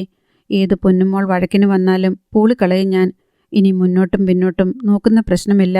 മണിക്കുട്ടൻ ഉറപ്പു കൊടുത്തു. തിമ്മക്കയുടെ ആൺമക്കൾ മദ്യലഹരി വിട്ടുണർന്നാൽ ആ നിമിഷം തിരിച്ചടിയുണ്ടാകുമെന്ന് കാളിക്ക് ഉറപ്പാണ്. അവൻ 540-യിൽ കയറാൻ ഭാവിച്ചു. എന്നാൽ പെട്ടെന്നോർത്തതുപോലെ ഫോണെടുത്ത് വാസുകിയുടെ നമ്പറിലേക്ക് ഒരു കോൾ അയച്ചു. വിശ്വജാലയെ രക്ഷിച്ചു കൊണ്ടുവന്ന അവളെ ഒന്ന് വിളിക്കാതിരുന്നാൽ നന്ദികേടാണ്. അപ്പുറത്ത് ബെൽ മുഴങ്ങുന്നത് കേട്ടു. തുടർന്ന് വാസുകിയുടെ ശബ്ദം. കാളി. മനസ്സിനുള്ളിലേക്ക് മഞ്ഞിൻ്റെ ഒരു കുടം കമിഴ്ന്നതുപോലെ അവന് തോന്നി. എടി പാമ്പേ, നീ എന്താടി ഒളിച്ചു കളിക്കുന്നത്? എൻ്റെ മുന്നിൽ വന്ന് 2 വർത്തമാനം പറഞ്ഞുകൂടെ? പരിഭവവും പ്രതിഷേധവും ഉണ്ടായിരുന്നു അവൻ്റെ ശബ്ദത്തിൽ. അപ്പുറത്തുനിന്ന് കിലുക്കമുള്ള ചിരി കേട്ടു. നീ എന്നെ കാണുന്നില്ലെന്നേയുള്ളൂ. ഞാൻ നിന്നെ കാണുന്നുണ്ടല്ലോ. എങ്കിൽ ഇത്തിരി നേരം നിനക്കെൻ്റെ അരികിലിരുന്നുകൂടെ? ഒരാശ്വാസത്തിന്. ആകെ പതറി നിൽക്കുവാടി ഞാൻ. അവൻ്റെ ശബ്ദം തളർന്നു. ഏയ്, എന്താടാ ഇത്? തോൽക്കരുത്. നിനക്ക് തോൽക്കാൻ പറ്റില്ല. അവൾ അവന് ധൈര്യം കൊടുത്തു. എനിക്ക് നിന്റെ അടുത്ത് വരാൻ പറ്റാത്തതിന് ഒട്ടേറെ കാരണങ്ങളുണ്ട്. അതൊക്കെ പിന്നീട് പറയാം. അല്ലാതെ എന്നെ ബുദ്ധിമുട്ടിലാക്കരുത്. നീ ഇപ്പം ചെല്ല് അച്ഛൻ്റെ അടുത്തേക്ക്. കാളിചരൺ ദീർഘമായി ഒന്ന് നിശ്വസിച്ചു. വിശ്വയെ രക്ഷിച്ചതിന് എനിക്ക് നിന്നോട് ഒത്തിരി നന്ദിയുണ്ട് കേട്ടോ. നന്ദിയോ? അവൾ ചിരിച്ചു. എന്നോടോ? എന്ന് തുടങ്ങിയടാ നിനക്ക് ഈ വീണ്ടു വിചാരം? അവൾ ഒന്ന് നിർത്തിയിട്ട് പറഞ്ഞു. പിന്നെ നിന്റെ വിശ്വജാല സുന്ദരിയെ കേട്ടോ? ഒരു പാവം പെണ്ണ്. കാളിചരൺ മൂളി. അപ്പോൾ മോൻ ഫോൺ വച്ചോടാ. വാസുകി കോൾ കട്ട് ചെയ്തു. ആശുപത്രി. മദ്യലഹരിയിൽ നിന്ന് മോചിതനായിരുന്നില്ല നാഗരാജൻ. എന്തൊക്കെയോ പിച്ചും പേയും പറയുന്നുണ്ട്. കനകസഭാവതിയും ഇമ്പദോസും ധനരാജും മറ്റും അടങ്ങുന്ന സംഘം അവിടെ തന്നെയുണ്ട്. ഒരു നേഴ്സ് ഡോക്ടർ കുറിച്ചുകൊടുത്ത സ്ലിപ്പുമായി എത്തി. ഈ മരുന്ന് പുറത്തുനിന്ന് വാങ്ങണം. ഇമ്പദോസ് കുറിപ്പ് വാങ്ങിയിട്ട് പോക്കറ്റിൽ തപ്പി നോക്കി. പൈസയൊന്നും എടുത്തിട്ടില്ല. കനകസഭാവതിക്ക് അത് മനസ്സിലായി. നീ അതിങ്ങ് താടാ. അയാൾ സ്ലിപ്പ് വാങ്ങി പുറത്തേക്ക് നടക്കുമ്പോൾ പഴനിവേലൊപ്പം ചെന്നു. ഞാനും വരാം. എന്തിന്? റോഡിനപ്പുറത്ത് മെഡിക്കൽ സ്റ്റോർ ഉണ്ടല്ലോ. ഞാൻ പെട്ടെന്നിങ്ങെത്താം. കുറിപ്പ് പോക്കറ്റിൽ തിരുകി അയാൾ വേഗം പുറത്തു കിടന്നു. ഹോസ്പിറ്റലിന് മുന്നിൽ ഏതാനും വാഹനങ്ങൾ പാർക്ക് ചെയ്തിട്ടുണ്ട്. അതിൻ്റെ മറവിലെ ഇരുളിൽ നിന്ന് ഒരാൾ കനകസഭാപതിയുടെ നീക്കം ശ്രദ്ധിക്കുന്നുണ്ടായിരുന്നു. അയാൾ ആർക്കോ ഒരു മെസ്സേജ് നൽകി.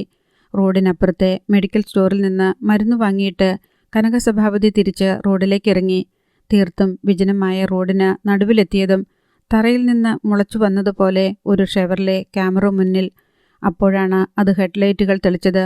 വെളിച്ചം സൂചിമുനകൾ പോലെ കനകസഭാപതിയുടെ കണ്ണുകളിൽ തുളഞ്ഞിറങ്ങി. മുന്നോട്ടു പോകണോ പിന്തിരിയണോ എന്ന് ചിന്തിച്ചുകൊണ്ട് അയാൾ ഒരു നിമിഷം നിന്നു. ആ ക്ഷണം അയാളുടെ തൊട്ടരികിൽ വണ്ടി ബ്രേക്കിട്ടു. മുന്നിലെ ഡോറുകൾ ഒരേ സമയം തുറക്കപ്പെട്ടു. 2 പേർ ഇറങ്ങി വെളിച്ചത്തിലേക്ക് വന്നു. കനകസഭാപതി കിടുങ്ങി. തിമ്മക്കയും രുദ്രേഷ് ഗൗഡയും. അയാൾ ഓടാനാഞ്ഞു. അനങ്ങരുത്, ഗൗഡ ഗർജിച്ചു. അയാൾ ഒരു കടാരയെടുത്ത് തിമ്മക്കയുടെ കയ്യിലേക്ക് വെച്ചു കൊടുത്തു. എന്നെ തോൽപ്പിച്ചെന്നുള്ള അഹങ്കാരമായിരിക്കും നിനക്കൊക്കെ, അല്ലേടാ? തിമ്മക്ക കടപ്പല്ലമർത്തി. എൻ്റെ വീട്ടിൽ വന്ന് അതിക്രമങ്ങൾ കാണിച്ചിട്ട് നെഞ്ചും വിരിച്ച് തലയുയർത്തി നടക്കാമെന്ന് കരുതിയോടെ നായേ. കനകസഭാപതി അടിമുടി വിറച്ചു. മാഡം, ഞാൻ. അയാളുടെ ഉമിനീർ വെറ്റി. തിമ്മക്ക തോൽക്കില്ലെന്നും ആവശ്യം വരുമ്പോൾ സഹായിക്കാൻ ആളുണ്ടെന്നും നീയൊന്നും ഓർത്തില്ല, അല്ലേടാ?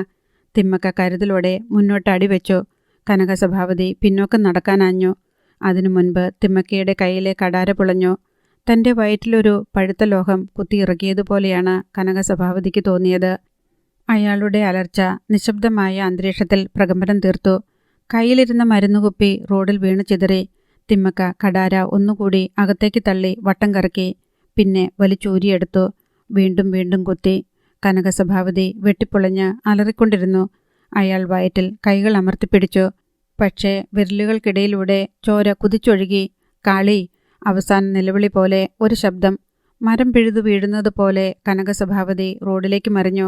ഹോസ്പിറ്റലിൽ നിന്ന് ആരൊക്കെയോ പുറത്തേക്ക് ഓടുന്നത് കണ്ട് ഇമ്പദോസും ധനരാജും പഴനിവേലും പിന്നാലെ കുതിച്ചു.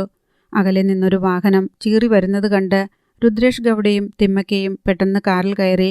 അതിൻ്റെ ചക്രങ്ങൾ കനകസഭാപതിയുടെ നെഞ്ചിലൂടെ തന്നെ കയറിയിറങ്ങി.